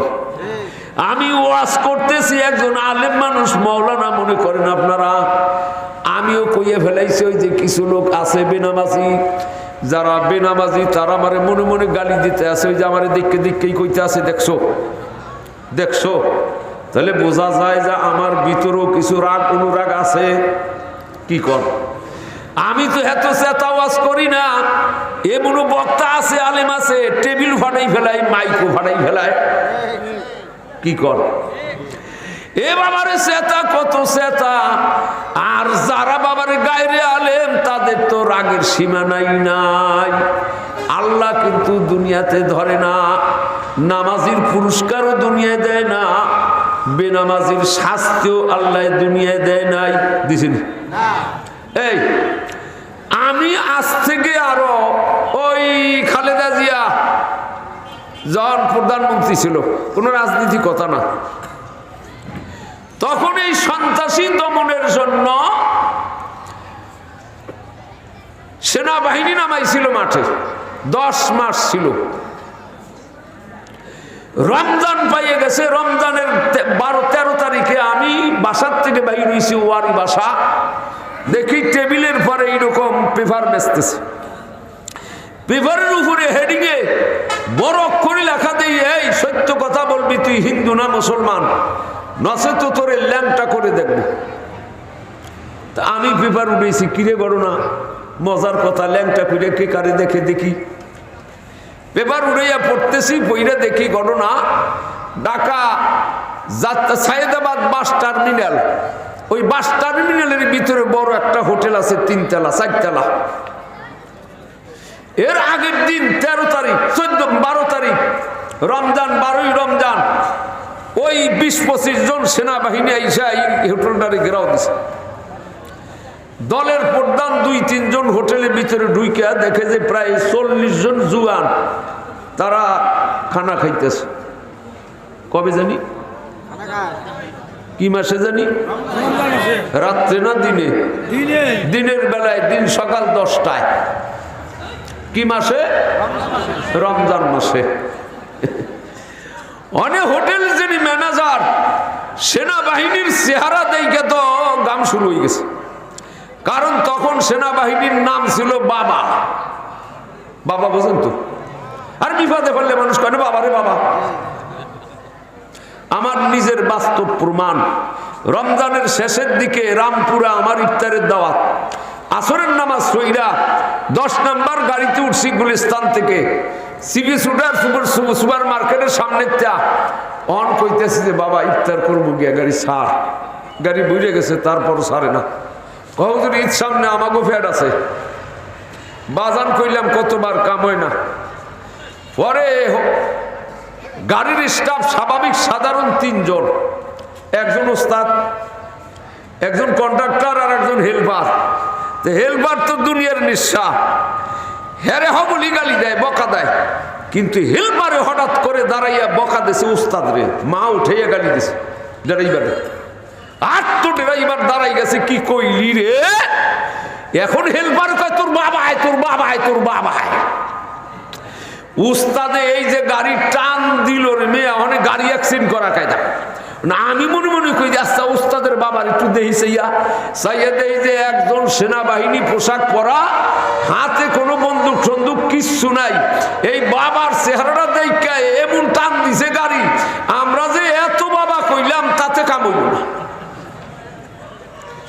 তখন সেনাবাহিনীর নাম ছিল বাবা। বাবার চেহারা দেখা হোটেলের ম্যানেজার তো সর্বনাশ, কাম হয়ে গেছে, 40 জনের টাকা তোমায় যাবি। এরপরে আমারে শুরু করবে পিডানি, কারণ পাওয়ার হলো সেনাবাহিনীর হাতে, লিখিত পাওয়ার দিয়ে দেয় সরকার সেনাবাহিনীর হাতে। হঠাৎ করে এরা বুদ্ধি কইরা কয় স্যার এই যে যারা খাইতেছে স্যার এগুলো কিছু বললেন না। বলে কেন? কয় স্যার যে কজন খাইতে বসছে এরা সব হিন্দু স্যার। কয় ঠিক আছে আপনি জায়গায় বসেন, হিন্দু না মুসলমান আমি প্রমাণ করবানি। যেই টেবিলে খানা খাইতে সেই টেবিল উপর দ্বারা করাইছে একজন যুবক, খানা হাতে। অন কয় সত্য কথা বলবি, তুই হিন্দু না মুসলমান, নচে তো তোর ল্যাংটা করে দেখবো। কিন্তু এই কথাটাই হেডিংয়ে লেখছে, বুঝেন এই কথাটা? পড়ছে না বিপদে। যদি কয় আমি মুসলমান, তাহলে পিডানি তো মাপ নাই যে তুই মুসলমানের ফুলা দিনের বেলায় খাস কেন? ওই রোজা থাও কার না থাও, কিন্তু পাওয়ার তো আতে। আর যদি কয় হিন্দু, এরপর যদি ল্যাংটা কইরা দেখে কাড়া, তাহলে চিন্তা করেন কি ফিডান্ডা ফিডাবে। এ বাবা, হাস্য রহস্যের কথা না। বাংলাদেশের সেনাবাহিনী কয়দিনের জন্য পাওয়ার পাইয়া হোটেলের ভিতরে ঢুইকা ল্যাংটা করে দেখতে চায়। এই দেখার পাওয়ার অধিকার কি আমার মওলার নাই? মওলাই কি পাঠাইছে কোনদিন সেনাবাহিনী, কোনদিন ফেরেশতা যে ল্যাংটা কইরা দেখ? আল্লাহর তো ল্যাংটা কইরাও দেখা লাগে না। কোনজন হিন্দু মুসলমান আল্লাহ তো এমনি চিনে। বাবারে কয়েকদিনের জন্য পাওয়ার পাইয়া ল্যাংটা করে দেখতে চায়, কিন্তু আমার মওলার তো জিন্দিগি ভরি পাওয়ার আছে। সে তো আজ পর্যন্ত ফেরেশতা পাঠায় নাই। এই জন্য বলি বাবারে, দুনিয়ার জিন্দিগি বন্দিগি করার জন্য যদি বন্দিগি নাও করেন, আমার মওলায় দুনিয়ায় ধরবে না, আমার মওলায় ধরবে 4 জায়গায়। কয় জায়গায়? তাই আল্লাহ এক আয়াতের ভিতরে জানাইছে, আওলা লাকা ফাআওলা সুম্মা আওলা লাকা ফাআওলা। কয় জায়গায়? এ বাবারে, আমি আর একটা মিসাল দিয়ে বুঝাই, তাহলে ভালো বুঝবেন। এক গ্রামের একটা ছেলে 10টা মার্ডার কেসের আসামি, মনে করেন আছে না? বাংলাদেশের সোনার ছেলেরা 61টা মার্ডার কেসের আসামিও আছে। 10টা মার্ডার কেসের আসামি, কিন্তু জীবনে কোনোদিন করে গিয়া সিলিন্ডার করে নাই। তখন তার নাম পরে ফেব্রুয়ারি আসামি বা চিহ্নিত সন্ত্রাসী। সরকার বাধ্য হইয়া তার পিছনে সিআইডি, ডিআইবি, গুপ্তচর অনেক কিছুই লাগায়। এরপরও যখন ধরতে পারে না, তখন লাগায় বিশেষ বাহিনী। চিনেননি বিশেষ বাহিনী? ওই বিএনপি সরকারের আমলের থেকেই শুরু হয়েছে, এখনো চলতে আছে। বাংলাদেশে বিশেষ বাহিনী আসেনি? আছে না? কি নাম? আরে র্যাব নি খালি বাবারে। 1 নাম্বার র্যাব, 2 নাম্বারে পুলিশ, 3 নাম্বারে বাবারে বিডিআর, 4 নাম্বারে সেনাবাহিনী, 5 নাম্বারে কোবরা, 6 নাম্বারে সিকা। এই 6টা বাহিনী মিলাইয়া একটা বিশেষ বাহিনী গঠন করছে এই সন্ত্রাস দমনের জন্য। বাবারে যখন এই বিশেষ বাহিনী মাঠে নামায় তখন ওই বিশেষ বাহিনীর দলের প্রধানে একটা স্পেশাল পাওয়ার নিছে। আমরা ধরতে গিয়ে মরতে রাজি না, আমাদেরকে স্পেশাল পাওয়ার দেওয়া লাগবে। তখন সরকার এমন স্পেশাল পাওয়ার দিছে যেদেরকে গ্রেফতার করতে গিয়া ক্রস ফায়ার নামে যদি গুলি কইরা মাইরাও ফেলাও কোনো কৈফিয়ত নাই। দেখছেন নি পেপার পত্রিকায় খালি ক্রস ফায়ার, খালি ক্রস ফায়ার। তখন তো বাবার এই মোবাইল বাহির হয় নাই, তখন পেপার পত্রিকায় দেখছি খালি অমুক জায়গায় ক্রস ফায়ার, অমুক জায়গায় ক্রস ফায়ার। বাবা মার সামনে ক্রস ফায়ার দেয়, পরিচয়ও দেয় না। আমার মাওলাই করে শোন, আমার জগতের ভিতরে আমার একদল ফেরোয়ারি আসামি আছে যাদেরকে আমি ফজরের কোর্টে হাজিরায় পাইলাম না, জোহরের কোর্টও হাজিরায় পাইলাম না, আসর মাগরিব এশার কোর্টে পাইলাম না, টুপির বেলায় পাইলাম না, দাড়ির বেলায় পাইলাম না, জুব্বার বেলায় পাইলাম না, রমজান মাসে রোজার বেলায় পাইলাম না, পর্দা মুর্শিদার বেলায় পাইলাম না। যাইনা রাইখো এরা আমার ফেরোয়ারি আসামি। এদেরকে গ্রেফতার করার জন্য মাত্র আমার বিশেষ বাহিনীর একজন সদস্য লাগাই দিলাম। তার নাম হয়েছে আজরাইল, জমদুদ, মালাকুল মউত। আইনামা তাকুনু ইউদরিকুমুল মাউত ওয়ালাউ কুনতুম ফি বুরুজিম মুশাইয়্যাদা। 7 তাবুক জমিনের নিচে, 7 আসমানের উপরে লোহার সিন্ধুক যদি লুকিয়ে রাখি হয়, আমার আজরাইল জমদুদের হাতে থেকে কেউ রেহাই পাইবে না। পাইবেন না। 1 নাম্বার ধরা খাইবেন মওত কালে। এ বাবারে, একদিন হঠাৎ করে জমিনে কদম, আসমানে মাথা, মাশরিকে 1 হাত আর মাগরিবে 1 হাত, 32 পাটি দাঁত বাহির করি, এক একটা দাঁত বহুত পারের চাইতে বড়। সম্মুখে হাজির হয়ে যাইবে রুখানা 36 কোটি পশমের গোড়ায় গোড়ায় দৌড়িয়া ফেলাইতে চাইবে। আমার মাওলায় ডাক দে বলবে, আজরাইল, ওয়ান্নাজিয়াতি গরকা ওয়ান্নাশিতাতি নাশতা। দুনিয়ার সাগর দরিয়ার ভিতরে লঞ্চ স্টিমার ডুইবা গেলে ডুবার কোন অক্সিজেন নাকে নিয়ে ডুব দেয়, যেখানেই থাকে লঞ্চ স্টিমার খুঁজা বাহির করিয়া ফেলায়। তোমাকে আমি ডুবারু বানাই দিলাম, ডুব দাও। ওয়ান্নাজিয়াতি গরকা, ডুবাইয়া ডুবাইয়া তালাশ করে দেখো রুহুখানা কোথায় ফলাইলো। পালাইতে পালাইতে কলিজার নিচে গিয়া ফেলায়, খপ করিয়া কলিজা সিরিয়া রুহুডারে বাহির করিয়া নাই। পিতা মাতা আত্মীয় স্বজন ছেলে সন্তান সামনে থাকলেও ফিরেইতে পারে না। কি বলেন, কথা ঠিক নেই? কেউ এই দরার থেকে রেহাই পাবে না, পাবেননি। শক্তিশালী যে আছেন, বড় শিক্ষিত, দ্বারাই বলতে পারবেননি যে আজরাইল আমাকে লাগুর হবে না।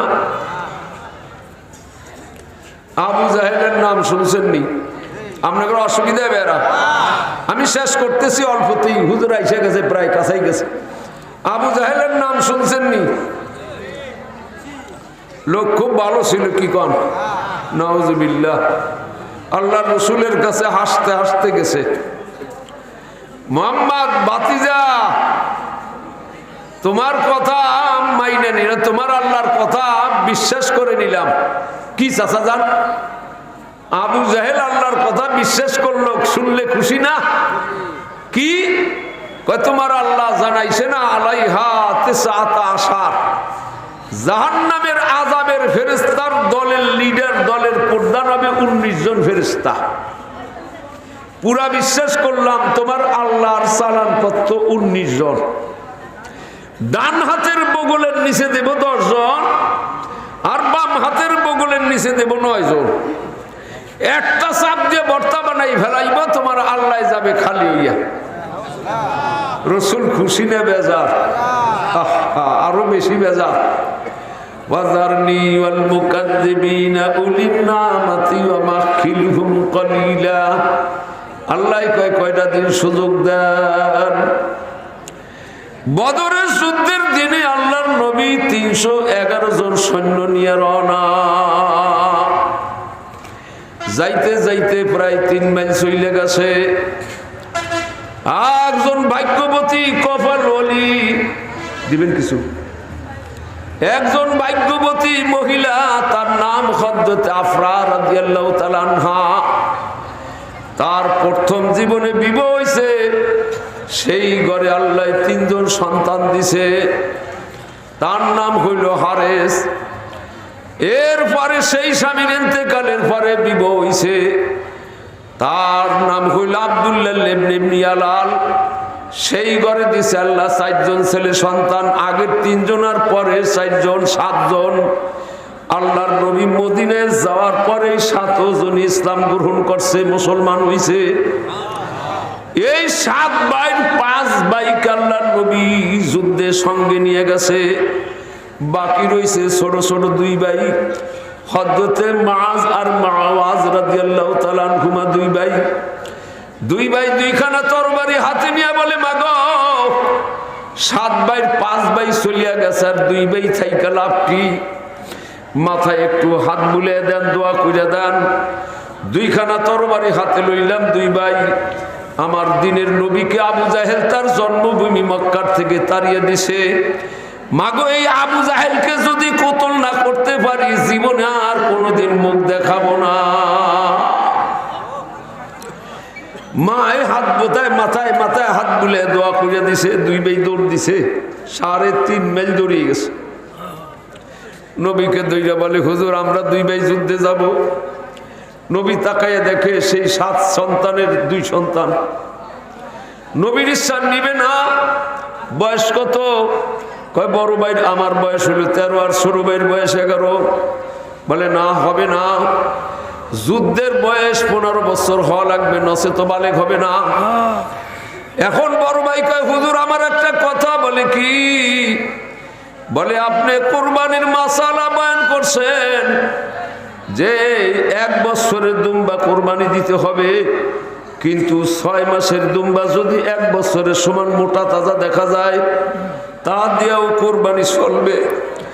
হুজুর যদিও আমার বয়স 2 বছর কম, কিন্তু আমি উঁচা লম্বা মোটা তাজা তো কম না, আমাকে কেন কুরবানির জন্য কবুল করবেন না? রসুলের নেওয়ার ইচ্ছা না, যত কথাই বলুক। বলে তার ফুরমান কি? বলে হুজুর এই যে 4 জন নিছেন, 15 বছর বয়সের ওর যে কোনো একজনের সঙ্গে আমাকে একটু মাপ দেন। যদি ছোট হই বা যদি কম হই তাহলে নিয়েন না। ঠিকই এই 4 জনের ভিতরে উঁচা লম্বা যেইজন সেই জন আছে। মুআজ রাদিয়াল্লাহু তাআলা আনহু তাকায়া দেখে আমার চাইতে বড়, মাপ দিলে তো হবে না। মাপের আগে আস্তে আস্তে ইশারায় ইশারায় বুঝায়, আমার দিনের নবীকে আবু জাহেল জন্মভূমি মক্কার থেকে তাড়াই দিছে। মায়ের কাছে কসম খেয়ে আসছি, আবু জাহেলকে কতল না করতে পারলে জীবনে মুখ দেখাবো না। অতএব ভাই যদি যুদ্ধে না যাইতে পারি তাহলে এই কাম করতে পারবো না, মাকে আর মুখ দেখাইতে পারবো না। অতএব ভাই আপনি একটু গুজা দিয়ে দাঁড়ান, আমি একটু ডিলিক দিয়ে দাঁড়াই। ঠিকই গুজা দিয়ে দাঁড়াইছে, ডিলিক দিয়ে দাঁড়াইছে। দিবালোকে রসুলের সামনে দেখতেছে, সব নবী দেখে। দেখে নবী মুস্কি মুস্কি হাসে। আমার মাওলা আরশ থেকে ডাক দেখে, জিবরাইল আমার ওই বান্দা এত বাহানার পরও যদি যুদ্ধে না যাইতে পারে, আফসোসে কলিজা ফেটে মারা যাবে। যাও আমার নবীকে জানাইয়া দাও, আমি মাওলাই আমার খুদ্দাতি খাতায় ওর নাম লেখা নিলাম। আল্লাহর নবীও যেন ওর নাম খানা যেন বদরের সাহাবীদের ভিতরে লেখা নাই। আল্লাহর নবী বলে ঠিক আছে, তোমার নাম লেখা নিলাম। ছোট ভাই দাঁড়াই বলে, হুজুর আমার বড় ভাই যদিও সালামটা বেশি,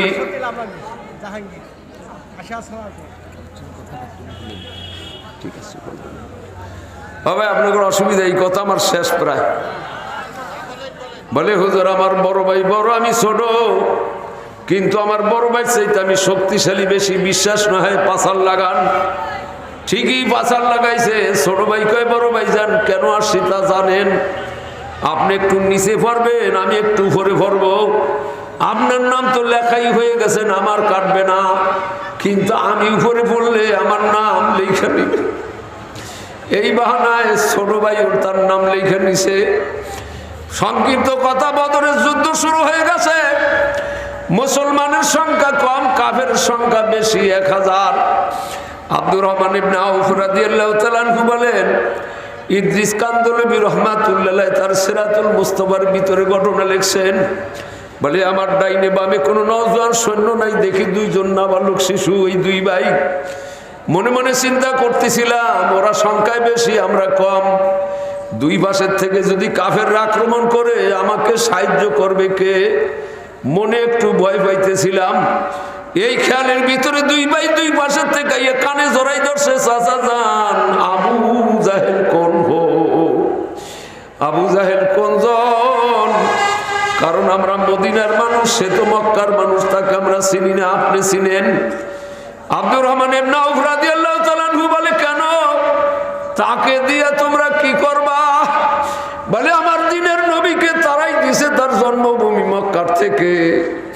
মায়ের কাছে কসম খেয়ে আসছি, তাকে কতল না করতে পারলে জীবনে মুখ দেখাবো না। আব্দুর রহমান ইবনে আউফ রাদিয়াল্লাহু তাআলা আনহু বলেন, ওদের 2 ভাইয়ের কথা শুই না আমার সিনার ভিতরে এবং সাহস আর হিম্মত আসলো। আমার মনে হয় যেন আমার 2 পাশে 200 নওজোয়ান সৈন্য। তখন আমি হাত উঠাইলাম, আঙ্গুল দিয়ে ইশারা দিলাম। ওই যে কাফের দলের ভিড়ের ভিতরে মাঝখানে সবচেয়ে উঁচু ঘোড়ার পরে উঁচু লম্বা গলা যেই লোকটা, ওইজন হইল আবু জাহেল। আব্দুর রহমান ইবনে আউফ রাদিয়াল্লাহু তাআলা আনহু বলেন, আমার আঙ্গুলের ইশারা এখনো নামাই নাই, চোখের নজর ঘুরাই নাই, কিন্তু কোন ফাঁকে যেন 2 ভাই বাস পাখির মতো উড়াল দিয়া ঠিক আবু জাহেলের ঘোড়ার পিছনে গিয়ে দাঁড়াইছে। ও গো 2 ভাইরে দেখি ঘোড়ার পিছনে ডাইনে বামে তাকাই, দেখি না কোন ফাঁকে যেন বাস পাখির মতো উড়াল দিয়ে চলে গেছে। ছোট ভাই কয় বড় ভাই যান ওরে তো নামাইতে হবে, না নামাইলে তো লাগুর পাবো না, কিন্তু নামাইতে গেলে তো আমাদের কাম আগে সারিয়া দিবে। 5 সেকেন্ডের ভিতরে যুক্তি পরামর্শ কইরাই 2 ভাইয়ের হাতের তরবারি দিয়া আবু জাহেলের ঘোড়ার পায়ের পিছনের রান বরাবর এত জোরে কোপ দিছে যে রানের হাড্ডি পর্যন্ত কাইটা 2 টুকরা হয়ে গেছে। ঘোড়া পিছনে পড়িয়া গেছে, সামনের পা উঁচা। আবু জাহেল তো কিছুই টের পায় নাই যে কি হইল, ঠাস করে চিতইয়ে পড়িয়া গেছে, 2 খানা হাত 2 দিকে পড়িয়া গেছে।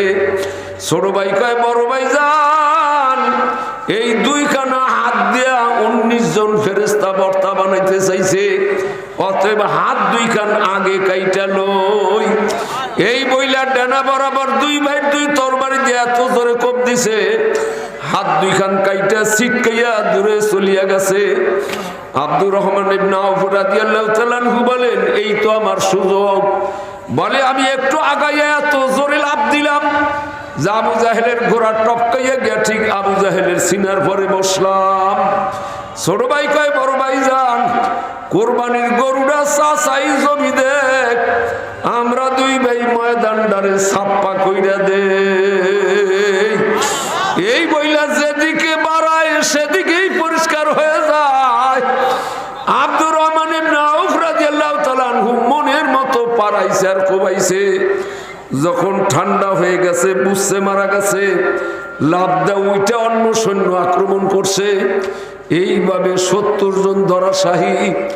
নবীজি আমার যুদ্ধের শেষে জায়গায় বৈশা কয় শুনলাম আবু জাহেল নাকি মারা গেছে। বলে ঠিক খবর তো বলতে পারি না। আব্দুল্লাহ ইবনে মাসউদ রাদিয়াল্লাহু তাআলা আনহুকে বলে তুমি যাও, যদি আবু জাহেলকে পাও একটা চিহ্ন নিয়ে এসো। গিয়া দেখে আবু জাহেল চক্ষু 2টারে আস্তে আস্তে টিপ দিতে আছে আর ঠোঁট 2খানা লড়াইতে আছে, এখনো জীবিত আছে। বুকের ভরে উঠছে, চিহ্ন নিবে কি, গলাটাই কেটে নিয়ে যায়। আবু জাহেল তাকায়া বলে, কে রে? বলে আমি আব্দুল্লাহ ইবনে মাসউদ।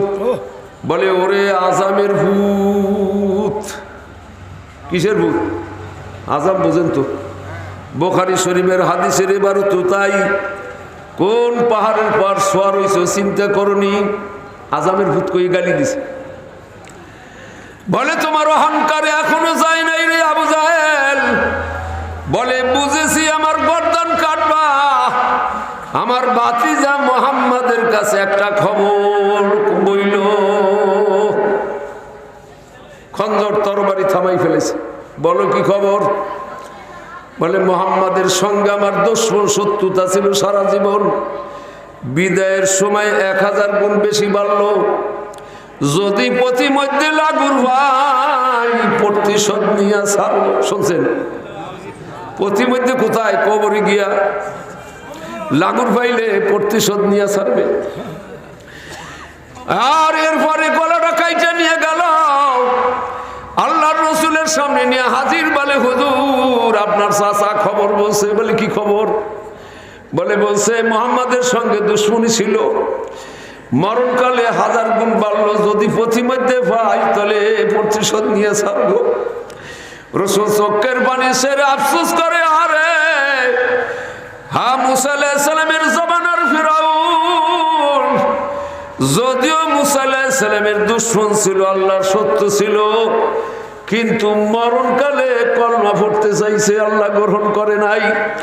আর আমার জমানার ফিরাউন আবু জাহেল মরণকালে আমার সঙ্গে আরো 1000 গুণ বেশি দুশমনী নিয়ে খবরে গেল। বাবারে আবু জাহেল এত শক্তিশালী, রেহাই পাইছেনি বাবা। 1 নাম্বার ধরা খাইবেন মরণকালে 4 জায়গায়। কয় জায়গায়? 1 জায়গায় হইল। আর 3টা আমি সংক্ষেপে 3 মিনিটে কইয়ে শেষ করি বাবা। এ বাবা দেখেন, দুনিয়ার ভিতরে বড় মারাত্মক আসামিদেরকে পুলিশে আসামি করলে তাড়াতাড়ি সহজে কোর্টে চালান কইরা দেয় না। কোর্টে চালান কইরা দিল, থানার থেকে ওসি সাহেব দরখাস্ত নিয়া লেখা কোর্টের থেকে আবার থানায় আনে, 5 দিন 7 দিন 10 দিনের রিমান্ডে জিজ্ঞাসা কইরা তথ্য বাহির করতে হবে। 7 দিনের রিমান্ড মঞ্জুর হয়েছে 10টা মার্ডার কেসের আসামি। ওসি সাহেব খাতা কলম লইয়া বসে, 3 জন দারোগা 3 পাশে 3খানা রুল লইয়া বসে, লাঠি লইয়া। এই সোরা বল, অমুক মার্ডার সম্পর্কে কি জানো, কি জানো? বলে স্যার আমি কিছুই জানি না। কয় ওরে সোরা জানো না, তোরে জানাই ছাড়ব। এমন পিডান পিডায় শিকার না কইরার উপায় নাই। আমার মওলায় ডাক দেয়া কয়, আজরাইল গো, আমার ওই ফেরোয়ারি বেনামাজি নাফরমানকে গ্রেফতার করেছ, জাহান্নামের কোর্টে চালান দিও না, কবর নামক থানায় পাঠাও। ওরে 1 দিন নয় 2 দিন নয়, 40,000 বছরের রিমান্ডে রাখা লাগবে। কবর হইল থানা, রিমান্ডের জন্য জিজ্ঞাসাবাদের জন্য দারোগা সাহেব ওসি সাহেবরে পাঠায়। ইউকালু লাহুমা মানকির ওয়ান নাকির। এই 2 জন আউসিয়ার দারোগা ইসা প্রথমেই জিজ্ঞাসা করে, মার রব্বুকা, মার রব্বুকা, এ রব সম্পর্কে কি যাই না আসো, কি যাই না আসো বলো। ফায়াকুলু হা হা লা আদরি, আমি কিছুই জানি না। কারণ দুনিয়ায় রবের সঙ্গে কোনো সম্পর্ক ছিল না, ছিল না। নামাজ শরীফ 5 ওয়াক্ত ফান্দেগানা কি কর? প্রত্যেক বাবারের নামাজে 5 ওয়াক্ত নামাজে 32 রাকাত নামাজ। কয় রাকাত? প্রত্যেক রাকাতেই সূরা ফাতিহা আছে, আসেনি? আর সূরা ফাতিহার প্রথম আয়াতই হইল আলহামদুলিল্লাহি রাব্বিল আলামিন। আল্লাহ আমার রব, ওই রবই আমার সব। যেই ব্যক্তি ফান্দেগানা নামাজ পড়ে, কবরে গেলে প্রশ্ন করলে, জিজ্ঞাসা করলে জবাব দিতে দেরি হবে না। কারণ প্রত্যেক দিন 32 বার কি কর? যে নামাজি পড়ে নাই, রবের সঙ্গে সম্পর্ক নাই। ফায়ুকাইযু আলাইহি আমা আসাম ইয়াজুমু মাহু মারজাবাতুম মিনাল হাদিদি লাউ জুরিবা বিহা জাবালুল্লাহ সারাতুরাবা। আল্লাহ রাসূল বলে ওই লেখা নিয়ে আসবে একজন অন্ধর বয়রা ফেরেশতা পাঠাই দিবে বড় নুল দিয়া লাঠি দিয়া। এ বাবার রিমান্ডের পিডান এমন পিডান পিডাইবে হাতে থাকবে বড় হামা। দুনিয়ার পাহাড়ের পরে যদি বাড়ি দিত পাহাড়ের পাথরগুলা সব দুলা হইয়া যাইত। ইয়াদরিবুহু ইয়াসমাউ মা বাইনাল মাশরিক ওয়াল মাগরিবি ইল্লা সাকালান। এত জোরে পিটানি দেবে আওয়াজ হবে চিৎকার করবে तमाम পৃথিবীর সবই শুনবে শুধু জিনার ইনসান শুনবে না। হাত্তা তাকুমা সাতু কিয়ামত পর্যন্ত ফিরাইবে কারে? খাদিজাতুল কুবরারে ফিরাইবে হযরতে রাবিয়া বসরিরে ফিরাইবে। মুজাদ্দিদে মিল্লাত শেষ কথা মান মুজাদ্দিদে মিল্লাত হাকিমুল উম্মাত জনাব আশরাফ আলী থানভী সাহেব রাহমাতুল্লাহ আলাইহি তিনি তেনার মালফুজাতের ভিতরে ঘটনা লেখেন হযরতে রাবিয়া বসরি রাহিমাহুল্লাহ তাআলা যেদিন ইন্তেকাল করে দাফন কাফনের পরের রাতে 40 জন আল্লাহর ওলি একই সঙ্গে স্বপ্নে দেখতেছে রাবিয়া বসরির কবরের ভিতরে মুনকির নাকির আসছে।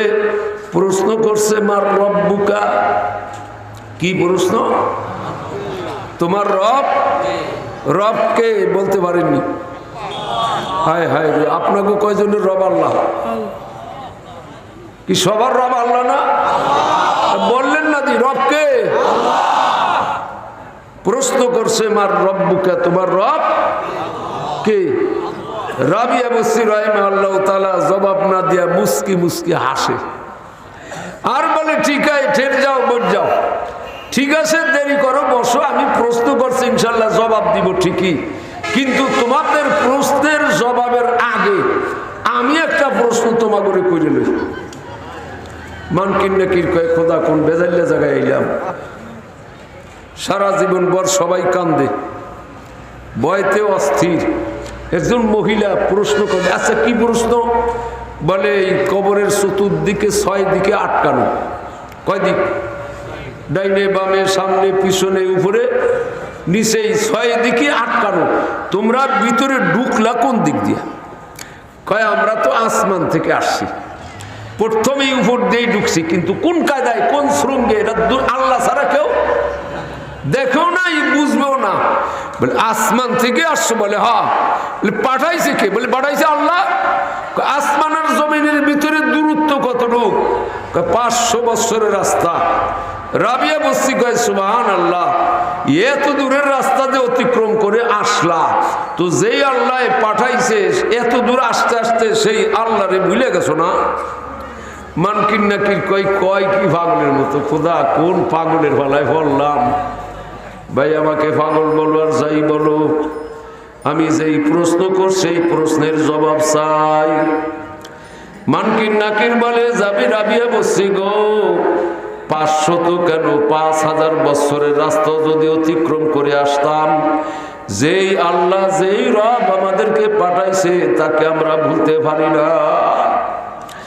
রাবিয়া বসরি বলে মুনকির নাকির গো, 500 বছরের রাস্তা অতিক্রম করে আসার পরও তোমরা যদি তোমাদের রবকে ভুলতে না পারো, আমি মাত্র জমিনের ওই পারের থেকে এই পারে এসে কি আমি আমার রবকে ভুলতে পারিনি?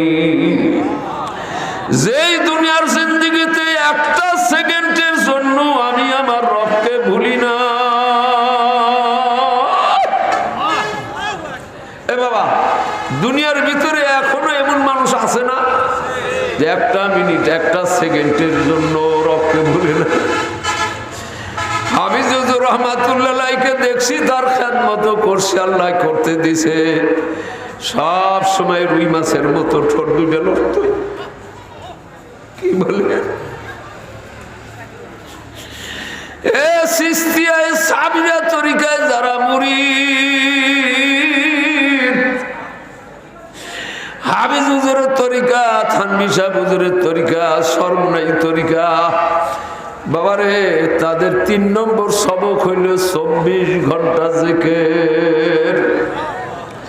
1 নাম্বার সবক হইল 500 বার লা ইলাহা ইল্লাল্লাহ 2 নম্বর সবক হইল 15 তাসবিহ জিকির।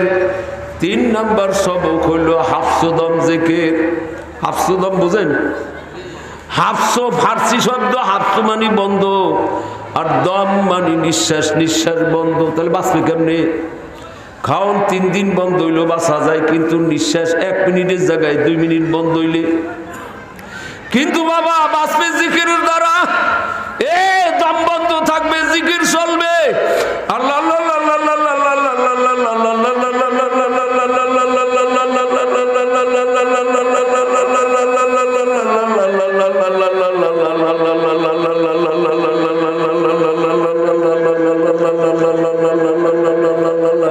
মিনাই মোস্তফা নামক কিতাবের ভিতরে আল্লামা মোস্তফা সাহেব রহমাতুল্লাহ আলাইহি বলেন, তিনি বাবার হজ্জতে ওই মুরাদাবাদী রহমাতুল্লাহ মুরিদ ছিলেন। ফজলুর রহমান গঞ্জে মুরাদাবাদী সাহেব রহমাতুল্লাহ মুরিদ ছিলেন। তিনি তেনার কিতাবের ভিতরে লেখছে, এই হাফসুদম 3 নম্বর সবক যারা তয় করতে পারে, তাদের সারা 24 ঘন্টার ভিতরে একবার নিঃশ্বাস ছাড়লো চলে, না ছাড়লো চলে।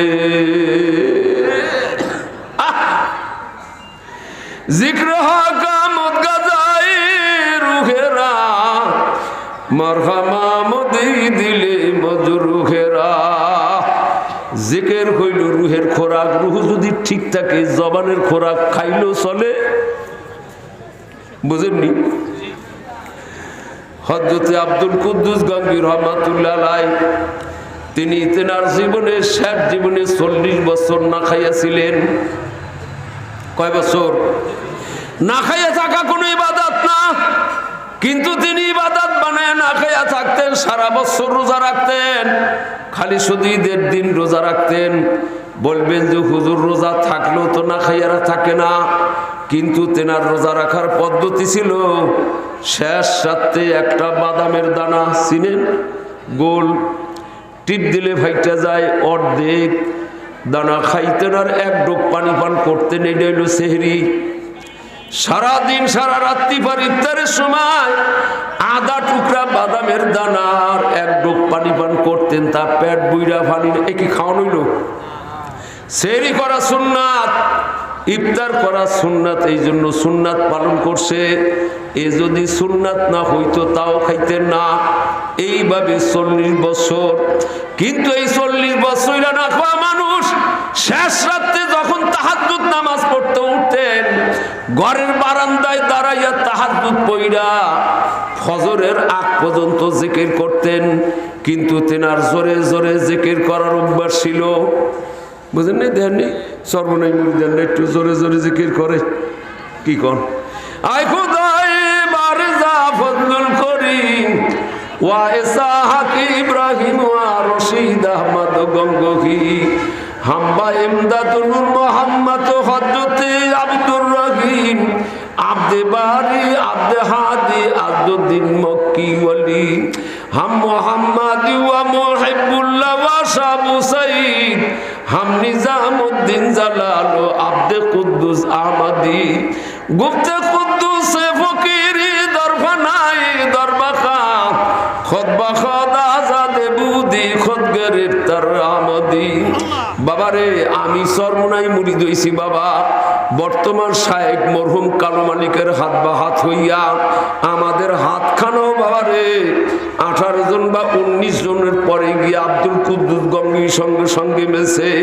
এই আব্দুল কুদ্দুস গঙ্গী রহমাতুল্লাহ আলাইহি শেষ রাতে যখন তাহাজ্জুদ পড়তে উঠতেন, বারান্দায় দাঁড়াইয়া তাহাজ্জুদ পড়া বাকি ফজরের নামাজ পর্যন্ত জিকির করতেন। জোরে জোরে জিকির করলে ঘরের মানুষ, মহল্লার মানুষ জায়গা যাইবে। এই জন্য যাইনো মাঝখানা কাঁধে লইয়া ঘর বাড়ি ছাইরা 3.5 মাইল দূরে একটা ফাঁকা জায়গায় বৈশা জিকির করতেন। এই 3.5 মাইল দূরে ফজর পর্যন্ত জিকির করতেন। কিন্তু মহল্লার সব মানুষ মনে করত যেন প্রত্যেকের ঘরের দরজায় বৈশা বুঝি জিকির করতেছে। এ বাবা, মাইকের আওয়াজও তো 3.5 মাইল দূরে যায় না। আর 40 বছর না খাওয়া মানুষ জিকির করে, তার আওয়াজ 3.5 মাইল দূরে যায়। এ বিবি আসিয়াকে 40 বছর পর্যন্ত না খয়ে রাখছে। কয় বছর? বিয়া নাও তাদা আলাইয়া দাইহা ওয়ালা রিজলাইহা ওয়ালকালা সাদরিহা রাহান আযীমা ওয়া ইস্তাকবালা বিহা শামসা ফালাম্মা তাফাররাকা মিন উকুলি বিহা যালালাতাল মালাইকা। তাফসিরে জালালাইনের ইবারত, হাতে বাইর ভিতরে লোহার গজাল পিটাইয়া বুকের পরে 5 পয়না 7 পয়না পাথরের চাপা দিয়া বারবার সূর্যের দিকে মুখখানা ঘুরাই ঘুরিয়ে রাখে। এরপরও এক কাত্তা খানা পিনা তো দূরের কথা, এক কাত্তা পানি পর্যন্ত 40 বছর খাইতে দেয় নাই।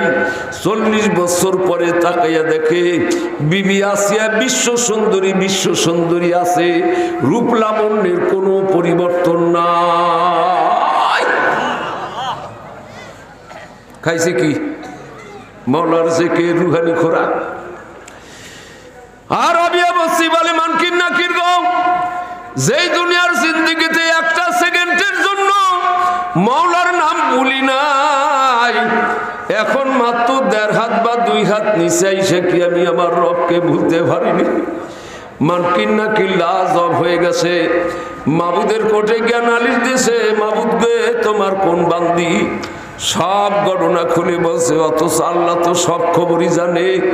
আল্লাহ বুঝাইয়া দেয়, মানকির নাকির গো, যেই রাবিয়া বসি দুনিয়ার জিন্দেগিতে একটা সেকেন্ডের জন্য আমি মৌলারে ভুলে নাই, সে কি অন্ধকার কবরে গিয়ে আমি মৌলাকে ভুলতে পারিনি? শোনো, এই রাবিয়া বসি দুনিয়ায় এক মালিকের অধীনে ছিল। মালিকে ছিল জালিম, জাহেল, জুলুম, অত্যাচারকারী। একদিন মালিকে গভীর রজনীতে নিজের ঘরের থেকে বাহির হইয়া রাবিয়া বসির ঘরের দিকে তাকাইয়া দেখে তার ওই ঘরের টুয়ার থেকে একটা আলোক রোশনি আসমান পর্যন্ত চলে গেছে। ঘরের বেড়া সিদ্ধ দিয়ে তাকাই দেখে রাবিয়া বসি কিবলার দিকে রোগ কইরা খান যায় নামাজ পাইতা সিজদায় পড়ে কাঁদতেছে। আর তার মাথার থেকে ওই আলোক রোশনিটা আসমান পর্যন্ত চলে গেছে। সিজদায় পড়ে কাঁদে আর বলে, মাবুদ গো, আমার মালিক তো আমাকে চিনে না, এই কারণে আমার সঙ্গে দুর্ব্যবহার করে, জুলুম করে। এই জন্য আমার মালিককে তুমি জাহান্নামে জ্বালাইও না। হয়তো আমার মালিককে হেদায়েত নসিব করে দেন, আর নচেত তাকে আমার পরিচয়টা দিয়া দেন। মালিকে ঘরের দরজায় টোকা দিয়া বলে, রাবিয়া বসি গো, আমার মৌলার আরশখানা তুমি আর কাঁপাইও না। এতদিন আমি ছিলাম তোমার মালিক আর তুমি ছিলে আমার বাদী।